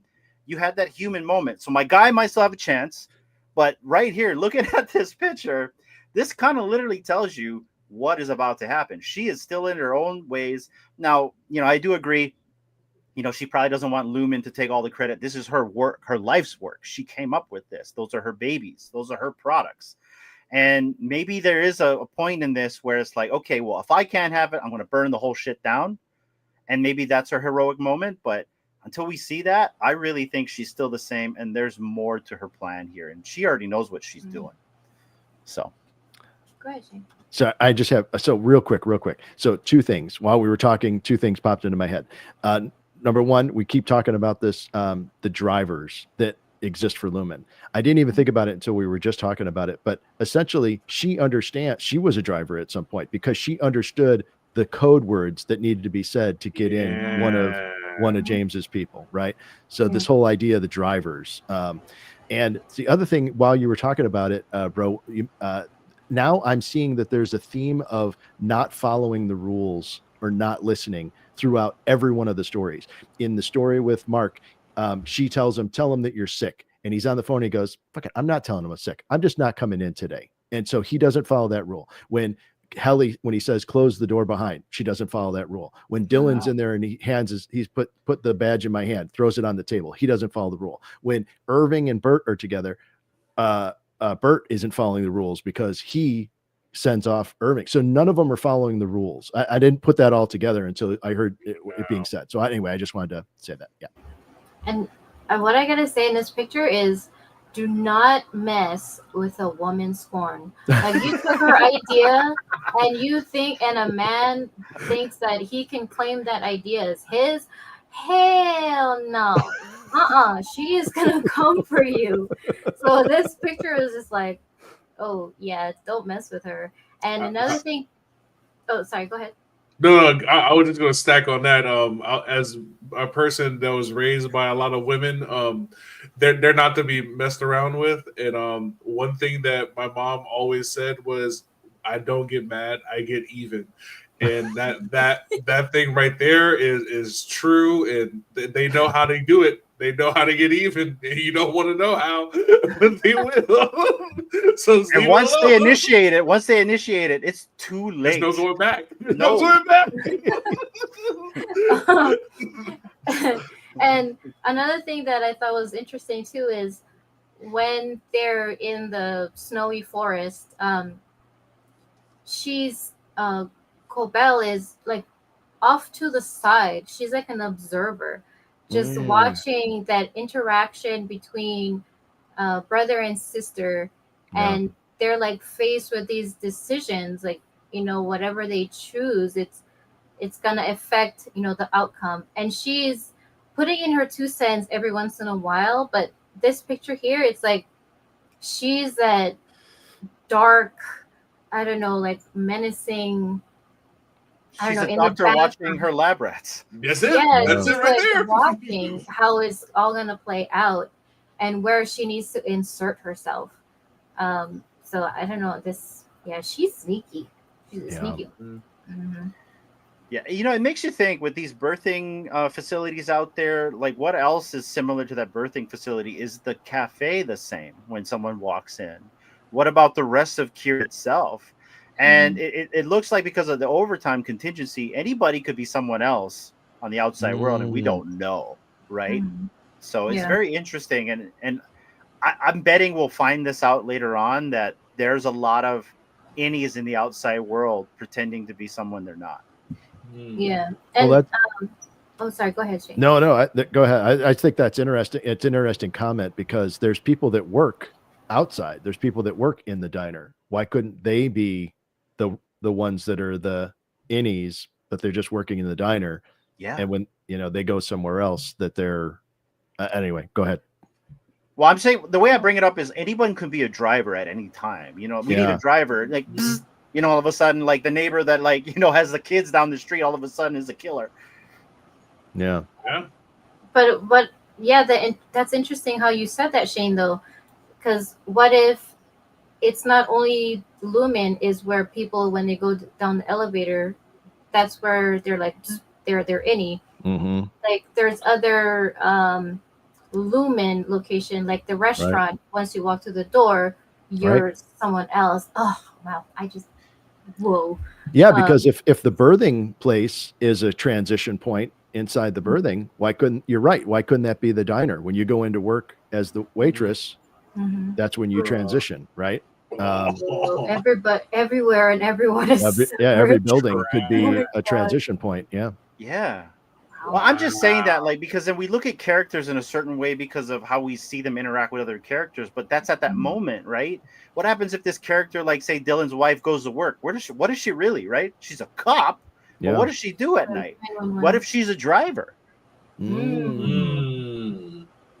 So many things interesting to think about, guys. But see, you guys got me thinking because Corbell is like, like you said, like she's looking at her lab rats. That could be who Irving was reporting to this whole time. Like she could be. I don't know. This show makes me think a lot. Yeah. One thing I wanted to point out too about Milchick is, when Mark calls him, he's kind of old school where he says, like, do you promise to come into work? And he said yes. So he's like, you don't really see it as much in modern days, but you're taking the man's word. Your word is your bond. It's like, so I was just like really interesting. And he says it in like a lower tone voice that you can hear the emotion. Softer. Yeah. Yeah, it's that caring boss, right? Like, like I know I'm the boss, but like I spend all of my time with you guys. You know what I mean? Like I do care. Like, you know what I mean? Like outside of here, like, and that's why I tell people, like I work with, sometimes one of my coworkers, their baby gets sick and they have to switch schedules. It's all good. You know what I mean? Because I spend damn near all day with them. You know what I mean? So you build that connection. So yeah. It's so interesting. My guy has a chance. Yeah. He has a chance. He's got a chance. I love that. Okay, guys, last breakdown, and then we'll get to the speculation of the season finale. So, Cold Harbor stakes intensifies. The episode underscores the urgency of Cold Harbor, with Cobell warning that its completion could mean Gemma's death. Mark's absence from work delays this, but the stakes are higher than ever as his innie's next move could determine Gemma's fate and potentially unravel Lumon's grand design with Cold Harbor. All right, guys. Final thoughts on that. So I was watching the breakdown, and they kind of gave like a sneak peek of the ID or the serial number for Cold Harbor was like the same as Helly's number when she wakes up, right? So that speculation in that was like, is Helly trying to escape by using Gemma's conscious or body to escape? I don't know how it was, but using that to her advantage to escape Lumon. Wow, that's interesting. So I saw that too in one of the breakdowns, but I didn't put 2 and 2 together like that. That's her escape from the clutches of James, that she transfers into Gemma and is able to have the relationship she wants with Mark. That's very interesting. Oh, what? What? Yo. That's how they can have both. No way. Oh man, balance, the best of both worlds. Wow. Would we be okay with that? Like, Team Helly and Team Gemma. He wouldn't know. He wouldn't know. This is worse than Twilight. Who do we choose? Team Edward. I never watched it. Sorry. Yeah. I got suckered in, and the last one crazy. it was really cool. Like there was a big fight scene in Twilight. I'm so sorry, we're tangenting. It was a big scene in Twilight, and I was like, you know what? This movie's actually kind of cool. And I remember my wife was like, yeah, this is great. This is when we were first dating, and like, when you first date, you just like, yeah, whatever. I'm down to watch whatever you're interested in. Sure, Twilight. Right. All right, cool. And then but like, it didn't matter. The big fight didn't matter. It never happened. And I was like, oh, this movie sucks again. So there you go. I didn't know that's funny. Okay, we won't watch it. That's a very good that's a really good speculation right there, D. Man. I never thought of that. And it makes sense that would happen that way. It'd be crazy if it was actually Helena and not Helly. You know what I mean? That does that switch instead. Like, and it could happen that way, right? It could be like, because there's never such thing as a happy ending, right? Yeah. That's very interesting. There's a lot of layers to that concept. I think there's another interesting thing is that the idea of a countdown is a very standard kind of movie trope. You look at anytime there's like a what's that? A bomb. Yeah, the TV series 24. MacGyver. MacGyver. Yeah, there's always a ticking time bomb. Or in Galaxy Quest, there's the thing before. We got to get to the last second, and really that's what's happening with the countdown to Cold Harbor. We're at 96%, and we're just dragging out the countdown to the bomb. And hopefully we'll find out what happens when the bomb goes off in the next episode.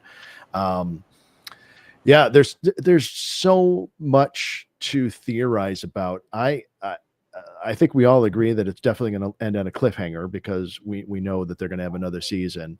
Although they haven't really announced that there will be another season, so I'm sure they're keeping that under wraps. They will, but they haven't announced it. They have to though. My gut tells me that they're going to somehow get Gemma out. There's going to be a big breakout that happens. People are going to change sides, jump from, one good people to bad people. People are going to, show there's going to be some sacrifices. I think Big Bro is right. We're going to lose some people, which is going to be super sad. It's going to be very emotional. And I think that next season is going to be, kind of Logan's run. They're going to be on the run for a lot of that. And we'll find out more about these drivers and, and how in control Lumon is even of the surrounding areas. I think we'll find out next season. Have you ever seen Invasion of the Body Snatchers, the original? I want to say yes, but I remember also the newer one. Okay. Don't watch the newer one. No, I know it sucked. Watch the original, and it has a very powerful ending. But it's about everybody's kind of the idea that they're all in on it essentially, and this idea that while they're on the run, who can they turn on and off essentially to this idea that that they're walking somewhere and then all of a sudden somebody turns and looks at them and it's like, oh shit, they turn the switch, there's eyes everywhere. So I think that could be a very exciting and different season 3 than what we're currently, this idea. Who do you trust? Yeah. Who can you trust? And that could be really exciting as far as a different type of storytelling. Yeah. Tense. It'll make more tense storytelling. Exactly. Sure. Yeah. And it could help bring our team together, in some fashion, so yeah, there's a lot to theorize about. I'm super excited about it. It's one of those things where I'm super excited about it, but I almost don't want it to happen because then I know I've got to wait at least a year for, some more of it. It's like you almost want to savor it. But yeah. Yeah. Okay. All right, guys. Well, let's get to the top 5 speculation of what we think is going to happen on the actual season finale right here. And this is basically what we do, guys, is we take the AI, and this time I used Grok. I compiled all the data between episode 1 of season 2 to episode 9. And then I asked the AI, give me 5 top speculation points with the data I gave you, along with a question to ask the panel. So this is what we're going to go right here. So here's the top 5 speculation list of what we think is going to happen in season 2 finale of Severance. Number 1, Mark reunites with Gemma, but at a devastating cost. Throughout season 2, Mark Scout's reintegration process has been central, spurred by his discovery in season 1 that his supposedly dead wife, Gemma, is alive, and as Miss Casey on Lumon's testing floor. Episode 8 also showed Miss Cobell, the Severance Procedures inventor, aligning with Mark and Devin to rescue Gemma before the Cold Harbor Protocol is completed, a process that's tied to Mark's reintegration, reaching 96% but stalled because Mark called in sick. The finale's synopsis hints at Mark forming a shaky alliance and the team making a dangerous last stand. This suggests Mark might finally reach Gemma, possibly breaching the testing floor with Cobell's help. However, given the show's dark tone and the Australian classification board that it is mature for 15+ rating violence, this reunion could be very tragic, perhaps Gemma's death or a permanent severance state, leaving Mark emotionally shattered. Hope you guys got all that. Here's the question. Will Gemma survive the rescue attempt, or will Lumon ensure she remains a casualty of their experiments? My gut tells me she's not going to survive it. And part of the reason for that is just from a storytelling standpoint, we spent enough time with Gemma. We had 1 episode that we got to spend with her. It was just enough that we're going to care that she dies, but not enough that we would be satisfied with that ending. It would feel trite, I think. And a more interesting ending would be that I really like what Dee had said about the idea of transferring Helly into Gemma.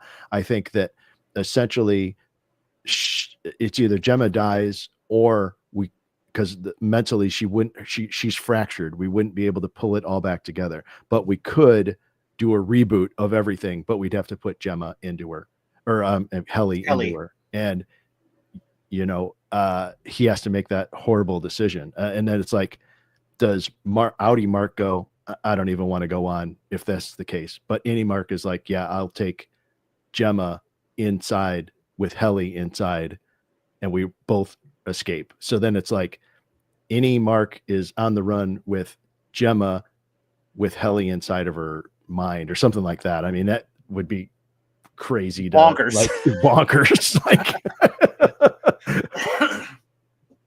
I'm with you on this, Shane. In fact, I kind of have a similar speculation here, but like for me, I feel like we don't want to lose Helena as well, right? She's such an interesting character, and to kind of lose her without getting to know her more would be a tragedy. But I think what could happen, and I still think that Helly is still part of this Cold Harbor initiative along with Gemma. I think they're both tied to this.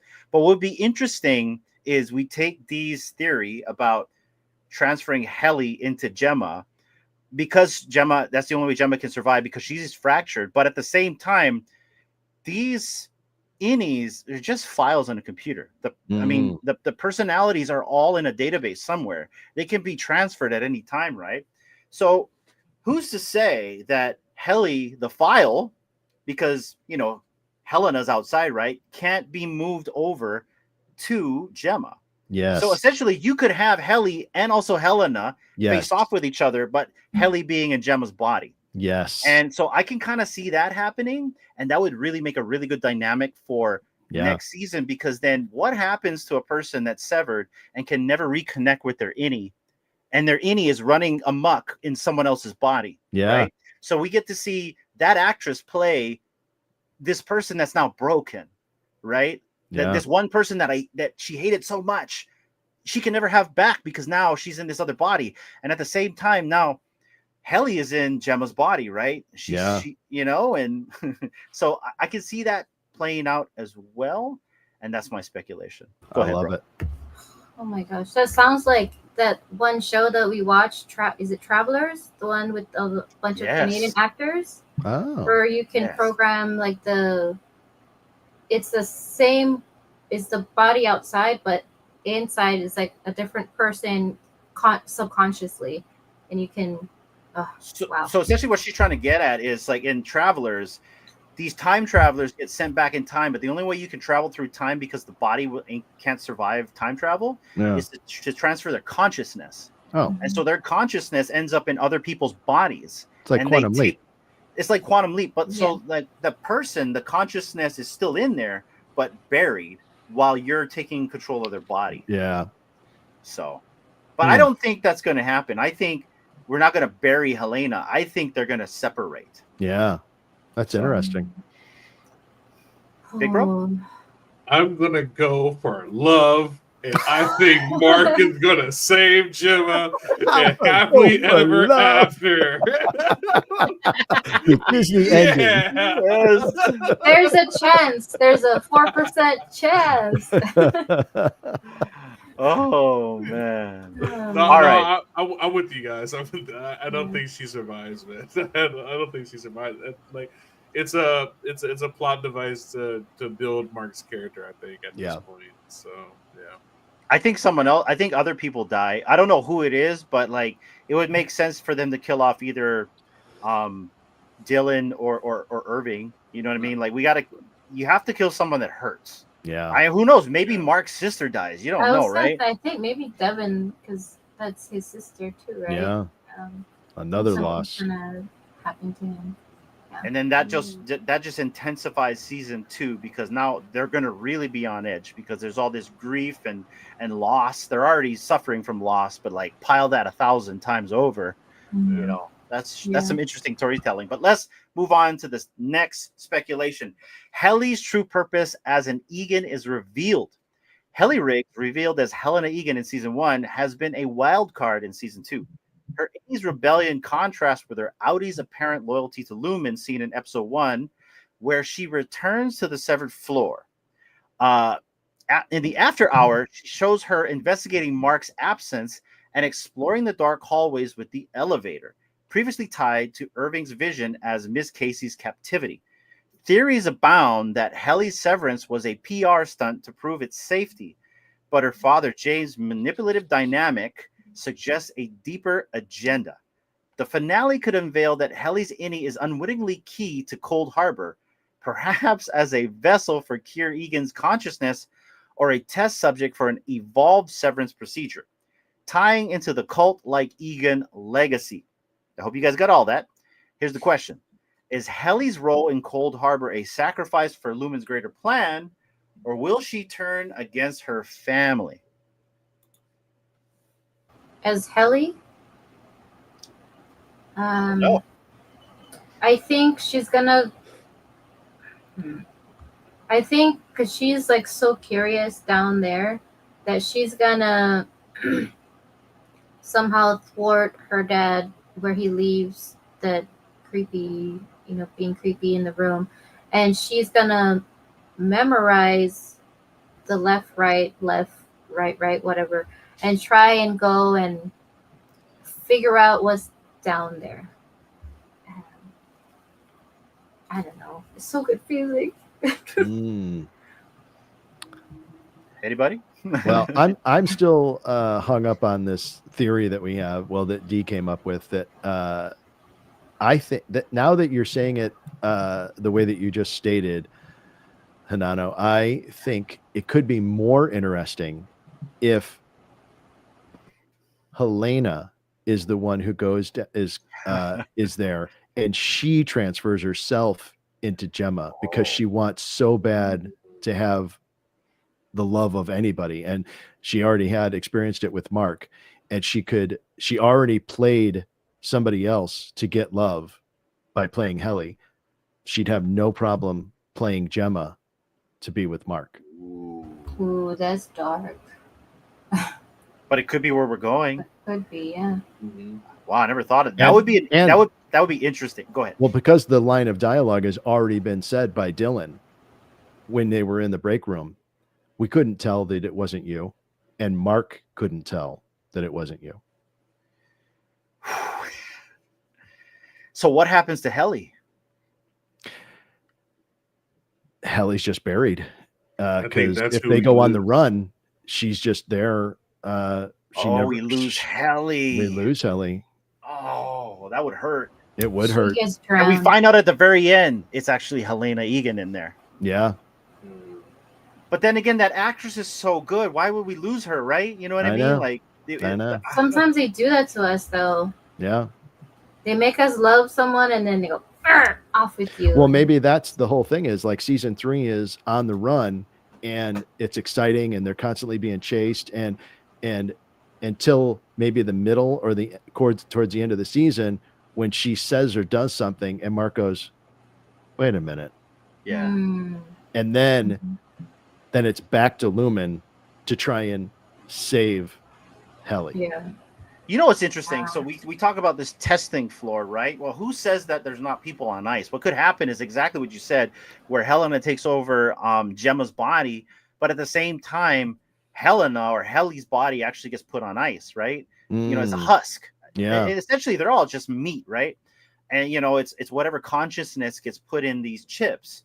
And so essentially that could happen. And maybe in season 2 or season 3, they realize, okay, Gemma is not Helly, but actually Helena. We need to go back to Lumon to rescue Helly and to get her back. Yeah. And maybe my guy Milkcheck's a part of that, guys. Well, I mean, think about it from a storytelling standpoint, right? We've spent 2 seasons trying to rescue Gemma from down there. And now all of a sudden we realize, oh shit, now we've got to go back and rescue Helly from the lower level. Yeah. When do we find out about the sheep? We need to know about the sheep. Yeah, we never find out about the sheep. We never find out. That was just a one-off. Another thing in the breakdown that I watched was, what if Helena, or a version of her, is the other test subject in that room across Gemma's room in the testing floor? because there was no name on there, right? So what if she was the other one there somehow? Well, that And would maybe the egg was her That's what I was just gonna symbolizing say. it was Yes. her too. She's also split. Yeah, I was just gonna say that. Oh. Yeah, that's a good possibility too. There's good Man, possibility there. so many. Oh.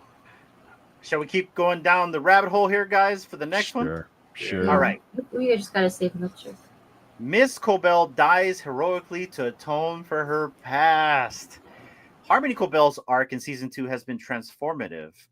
Confirmed she invented Severance, and her firing from Lumon in season 1 has fueled her shift toward aiding Mark and Devon in the previous episode. Her knowledge of Lumon's inner working evident when she is using a Twilight Zone quote, Shane, the AI knew, to access a severed birthing cottage, positions her as a critical ally. The finale's promise of a dangerous last stand and it being 76 minutes long as a climactic confrontation. Cobell's death could be the emotional pinnacle, sacrificing herself to help Mark retrieve Gemma or expose Lumon, redeeming her role in creating the procedure that caused so much of the suffering that people are going through right now. So the question is, and I'm sorry, I didn't read that properly. I can read it again if you guys want. But here's the question. Will Cobell's death be the key to dismantling Lumon, or will it merely delay their plans? Cobell's death. Well, I think that's. I mean, I like the. We've already talked about this. That somebody is not going to make it out of this final episode, and I think that's a smart decision. Actually, if Cobell is the one that we lose, and I think we've already experienced her character arc, and this would be a good point for her to exit. And to answer the question, no, it definitely does not derail Lumon's plans. Cobell. Goes down and they free Gemma and everybody makes a run for the train. That doesn't stop Lumon at all. That just intensifies their because they want to find a way to bring Kier back. So they will stop at nothing to get them back again. So that's the answer to the question. But I love the idea that this is the end for Cobell. It could be really emotional for sure. That's what the AI thinks. This is the realization that people come up with when they are part of a company and a corporation, and they think they do such a good job, and they have that thought, you would be nothing without me. This company will go down without me. Mm-hmm. And then you realize, oh yeah, the company already has everything that they need extracted from you, so they really don't need you. Like they said at the beginning, you overplayed your hand. We don't care. Yeah. I think she knows that though. I think she knows that she's set in stone, unless maybe there's something incriminating in that book. And maybe that could be like, the twist for her to get back in, because she was very adamant to get the book back, right? Yeah, that's so true. There's something in that book that's incriminating to Lumon, and they did not want her to get it. I mean, they were trying to go after her, and she had to hide it, in like a place. Who knows, right there? D, any thoughts? Maybe there's the secret to unraveling everything that Lumon has done. So basically, like a shutdown code for everything. So she has that power. Oh, interesting. To like a kill switch. Kill switch. She has that power, and that's why she had to hide it. Like maybe they weren't able to get that final piece of code that they need to make it unstoppable, and she has that information. And wow. So even though she knows like her days are probably numbered, and she has that one little piece of like of a Hail Mary. Yeah. Something she built into the system, right? Yeah. Oh, yeah. Man. That's pretty that's smart. Backdoor, yeah. A backup to your backup of the backup. Yeah, because they made it clear that she's the one who invented the overtime contingency. She's the what's the name of the protocol when they shut off Helena while she was in the snow on the retreat? Yeah. What was the name of that? shoot, I forget. Anyway, there was that procedure. They mentioned that she came up with that in the book as well. So you're right, Dee. She invented all of it. So it would make sense that you would have a back door essentially to be able to shut it all down. You know what's interesting about the concept of shutting it all down and having a kill switch? We go back to like the diner, right? And like people, when they walk in the doors, maybe there's someone else. What happens if you hit a kill switch? What happens when you turn off the severed, frequency or radio waves, right? Who's the real person that actually gets shown? Yeah. Who do we really know is who in this entire place? We've never seen outside of Kier. As far as we know, everyone is owned. Everyone is treated like a lab rat. And Kier is in an obscure place with nothing recognizable around it other than snow and this black and white contrast. Well, except for the town that Cobell went to, right? But that's like, but still though, that could be a part of still like, I mean, yes, but like in this world, right? And in this Truman Show environment, I want to call it. Because we don't hear stuff like New York or Los Angeles. True. They never mention any of these things. That's so true. We're literally in a testing ground of itself. So like just that whole idea of having a kill switch. What happens when you hit it? Yeah. What happens to these people? And Salt's Neck 2 was 238 miles away from Lumon. Yeah. Who's to say, there's way more like covered under the dome of Lumon than the 238 miles.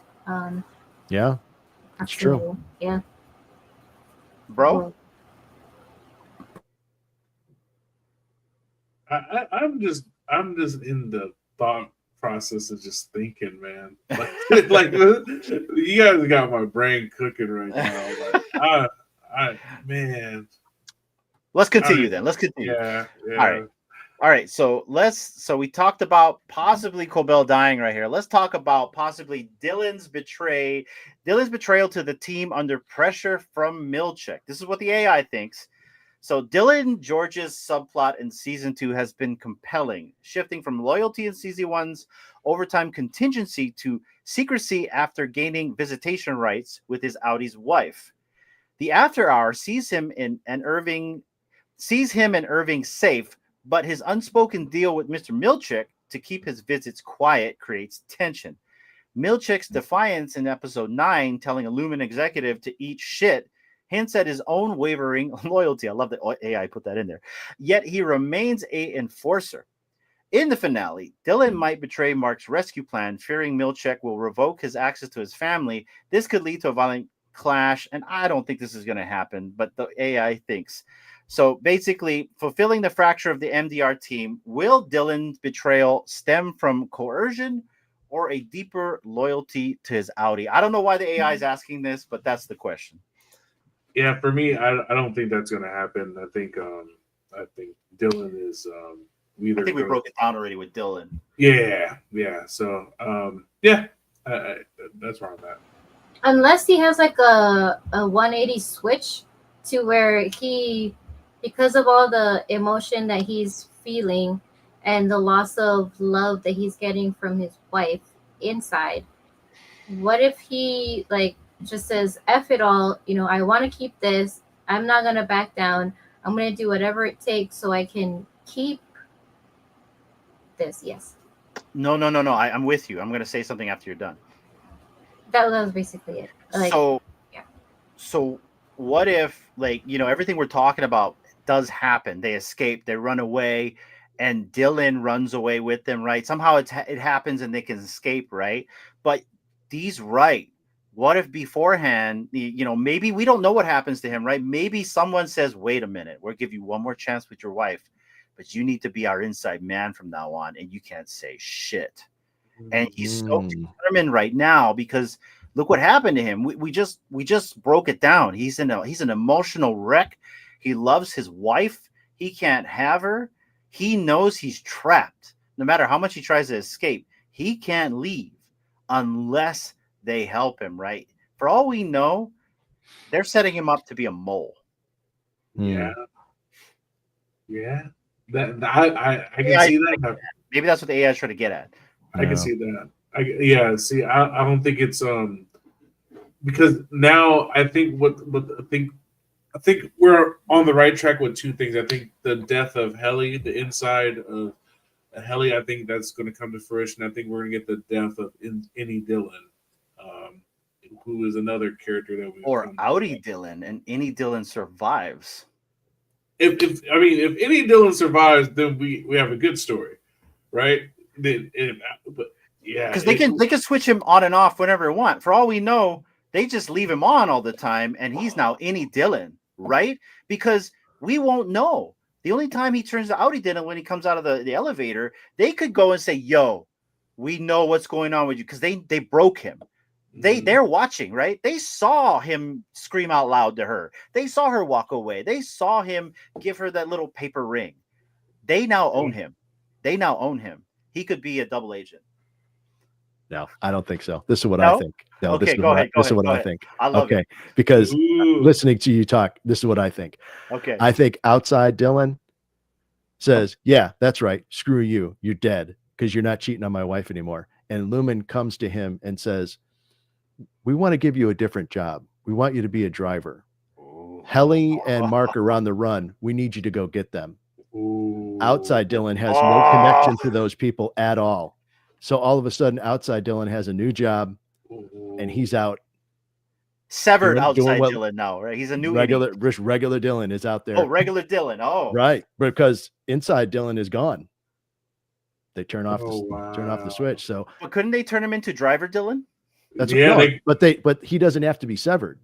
Yeah, no, but they could give him skills, right? Like you figure, as a driver, you have to have a skill to be a driver, right? Like the Matrix, they like upload some. I want to learn kung fu. They just give him a gun and say, "Go take care of business." I don't know how much, You're now John Wick. Yeah, this is your new job. Like, take away the fear at least, but I'm feeling what you're saying here, and I think that's where I think that can happen too. But like you see what could happen to him, right? He's so broken. Yeah. At this point. Yeah, but I think Bro's right. I think we lose Any Dillon. There's got to be a lot of heartbreak in this final episode. I think we lose Cobell, we lose Any Dillon, and Any Helly and people and Any Helly as well, or she gets transferred somehow. But I think there's a lot of switching that ends up happening in this episode, and so we haven't. There's another show that all of us seem to enjoy, Paradise, and I haven't seen it yet. Oh, okay. Well, we don't have Hulu. Oh, okay. Well, I want to see it.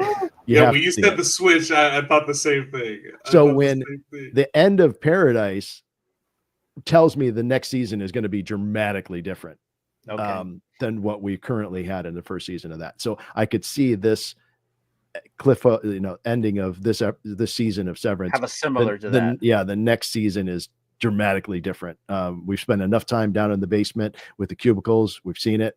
Now it's time to get on the road, and it's a chase. Explore Lumon's world. See the outside world. Yep. And I feel like every season is world building, right? We start off small and we slowly branch out. Now we're seeing a little bit of Kier. Yeah. Right. So 100%. All right. Well, let's go with the last speculation of the night, guys. And this is Cold Harbor. So Cold Harbor unveils Lumon's true purpose. Could it be cloning or consciousness transfer? The mysterious Cold Harbor file, stuck at 96% since Mark's reintegration began, has loomed over season 2 throughout this entire time. Let's see right here. Gemma's fate I'm sorry. I don't know what happened here. What happened here, AI? That's not saying... Okay. The mysterious Cold Harbor file, stuck at 96%, basically shows Mark's reintegration process has begun, but it's still a looming thing right here. So according to the director, he teases that the finale will blow our minds, and it suggests a massive revelation that Cold Harbor might be Lumon's endgame, transferring Kier Egan's consciousness into a new body, possibly Mark or Helly, or creating a cloned workforce. The team's last stand could disrupt this, but not before exposing Lumon's chilling scope, setting up to season 3. So the question for you guys is, does Cold Harbor aim to resurrect Kier? Is it a step forward in controlling people? Will Mark eventually save Gemma? And what does this have to be? What does it have to do with the Severance Society? I'm sorry, guys. There's like all these little parentheses of seasons that are all clumped in here. So I'm sorry if I didn't read that properly. Essentially, guys, what do you guys think is going on with Cold Harbor? That's essentially what's happening here. Well, they've made it clear that once it's complete, Gemma is going to be dead. So I still believe that this is going to be Gemma reliving, dying over and over again. I think this is I think this is all. I think it's both about resurrecting Kier and being able to sever people's minds and be able to make them do things and make them come out and like nothing happened. I think how they sell it, they're gonna sell it as, oh, do you not want to work again or go through traffic or do that? Then sever your mind. It's gonna be all good and you'll only experience the good stuff. But I think ultimately it's gonna be able to like, you think you only have one severance, but now there's 4 different yous. And the other 2 yous, you have no idea, but they're out doing crazy stuff while you think you're quote unquote sleeping. You know what I mean? And those parts of you will never know, or like, you know, we'll never know the bad things that I made the other 2 do, you know? So I think it's always about control with these big companies and how they can control the masses and get them in and make them do what they want them to do. And so what's better than being able to like put a chip in me, big corporation? I trust you. Shane, what do you think is going to happen? Well, I think that you bring up some interesting points, and I think, bro, you just brought up a really interesting idea that I had not thought about before, that I haven't seen them utilize, but the idea that you could have multiple versions and essentially trick people into saying, hey, yeah, I'd like to sever myself and just go to work and not have to deal with it. Well, cool, come in and we'll do that. But guess what? What they really do is create 3 different versions of your personality, and every one of them is a worker. You're always working. Mm-hmm. You just never. Some people never leave. You just never leave, right? So I think that's an interesting idea that they haven't really explored very much. But as far as the idea that what Cold Harbor is, I think that was the question.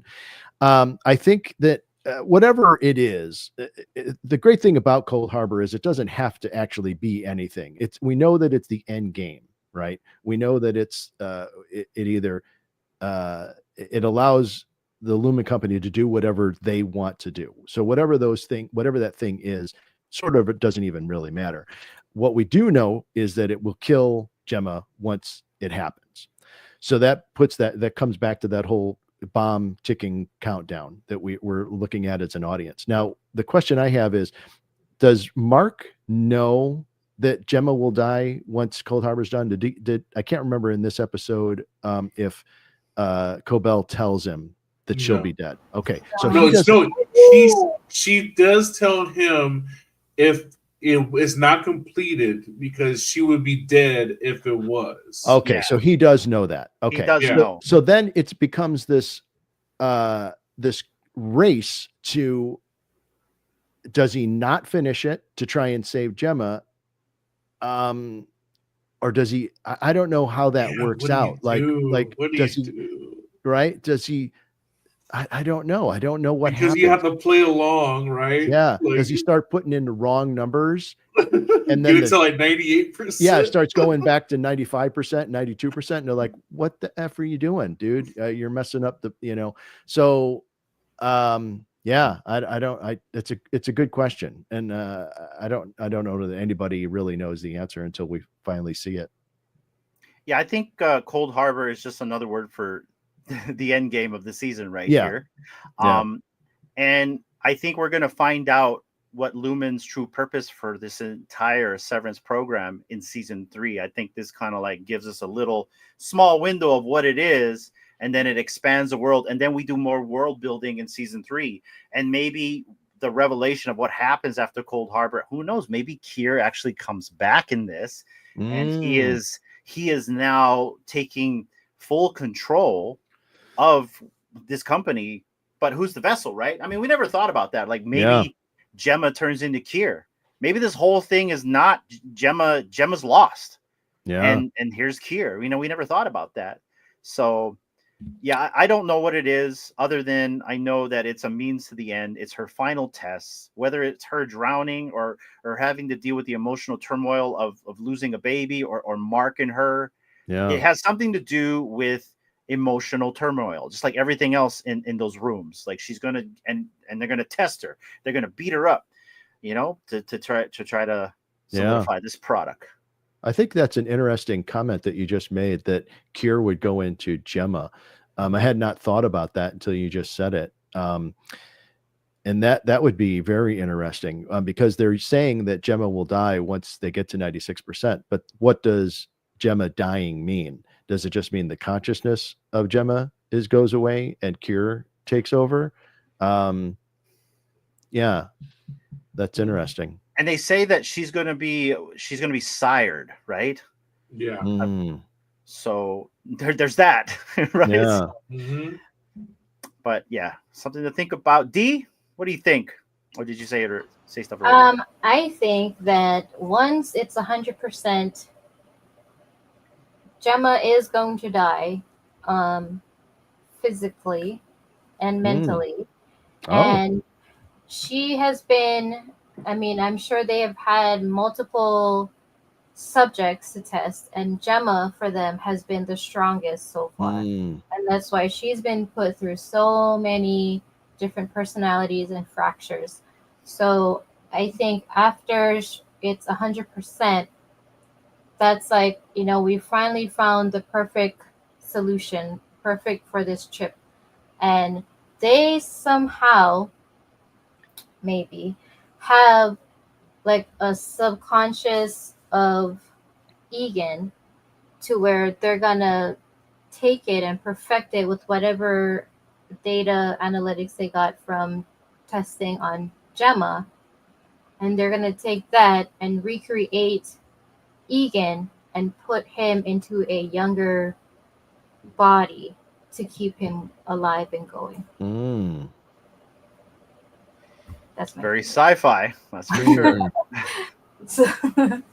So out of Gemma, he is reborn in a way, in a sense, having her sired. Yeah. I don't know. Interesting.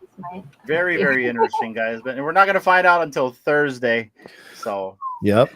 And the one thing I love about what happens is, I don't know if it's for you guys, but like we actually get to watch it. I'm sorry, it's Friday, right? Not Thursdays. Is it Friday or Thursdays it comes on? So we get to watch it Thursday afternoon here in Hawaii. I don't know about you guys. Yeah, I've noticed that it shows up on Thursday evening for us. Okay, yeah. So like around 4 o'clock in the afternoon, D and I are able to watch it. Nice. Which is, but then we're behind the time, right? We're like literally in the past for you guys. So right.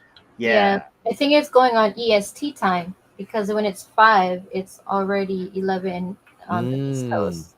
So I think once it hits midnight over there, we're able to get it here. Okay. Yeah. Like all the Star Wars and like say Daredevil, we get to watch it when it hits Pacific Standard Time. So midnight Pacific Standard Time, we get to watch it at like 9 o'clock here at night. Nice. The day before. So it works out for us. But guys, this has been the breakdown for episode 9 for season 2 of Severance. This was a lot of fun, guys. And I'm going to tell you, my man is going to come out swinging right here. He's going to wing. Let's go for the Milchek man right here. Let's go, guys. This is going to be my ending right here. This stuff right here. Milchek's coming up on top, guys. But that has been today's episode, guys. Final words before we call it a night. It's been 2.5 hours. This is what happens when we lose track of time here, having fun with you guys. The Fremont crew, once again. Let's go. Home field advantage, baby. That's right. We're coming back, baby. Oh, Shane, final words before we call it a night. Oh no, this is just a lot of fun. I love just kind of spitballing ideas, and this is I'm really happy that we're doing this. It's glad that you guys put this together. Thank you so much. Let's go. Big bro. Man, I'm excited for next week, man. I'm so excited to see what's gonna happen. I think we're getting a lot of answers, and then we're gonna be able to go back and be like, "Dang, this ties into this. This is what that meant." And stuff like that. All the little different like signs and stuff like that. I think there's going to be a lot of things answered in this next one, but it's going to leave us with more questions. So can't wait. Yeah, I agree. D. It's been really fun, and I love that we have people to talk to and like come up with like even more speculations and what if, and talking about things that we might have missed, and then be like putting the puzzles together. It's like we're like the team trying to put all these data together. We're at 96%, guys. On Thursday I'll be 100%. 96%. Nice. Nice. But yeah, it's been fun. It's a lot of fun. Yeah. I look forward to this on Monday nights. She's 100% right, guys. Like, people are asking, like, how do you run all these shows? It's like, we have a lot of fun. And like, for this has nothing to do with digital collecting, has nothing to do with like metaverse. This has to do with us hanging out as friends and talking story about like a show that we like so much. And I really look forward to this. And like, and to get you, Shane, to come on every week, it's been a pleasure, man. Yeah, it has. Straight up. It has, man. Like Straight I told Big Bro, I'm like, I really love collaborating with that guy because, like, especially with this stuff, right? Right. Because we can just go into tangents, and you're just a wealth of knowledge to have here up on the panel with us, just to have a lot of good fun, like, with your expertise and everything like that as well in film. But this has been a lot of fun, guys. And I got to say that we should really think about branching this off into another show because this is just a lot of fun doing this with you guys. And I think it's going to suck once it ends. But keep that in your back pocket because we have next week's episode. Also, thank you to the audience watching. We have 89 people watching. I didn't even think we were going to have 5 people watching. It has nothing to do with likes or views here, guys. It has to do with us as friends wanting to discuss this TV show that we like so much. And it's been a lot of fun. We will be back next week for the season finale where we get to discuss all of this speculation we just went through and also the heartache and the pain that we might have to also discuss with it as well. Thank you so much for hanging out, Shane. Always a pleasure to have you. Big Bro, you know how I feel. D, I'll see you in about 5 minutes. Guys, take care. We'll see you on the next one. Aloha. Bye.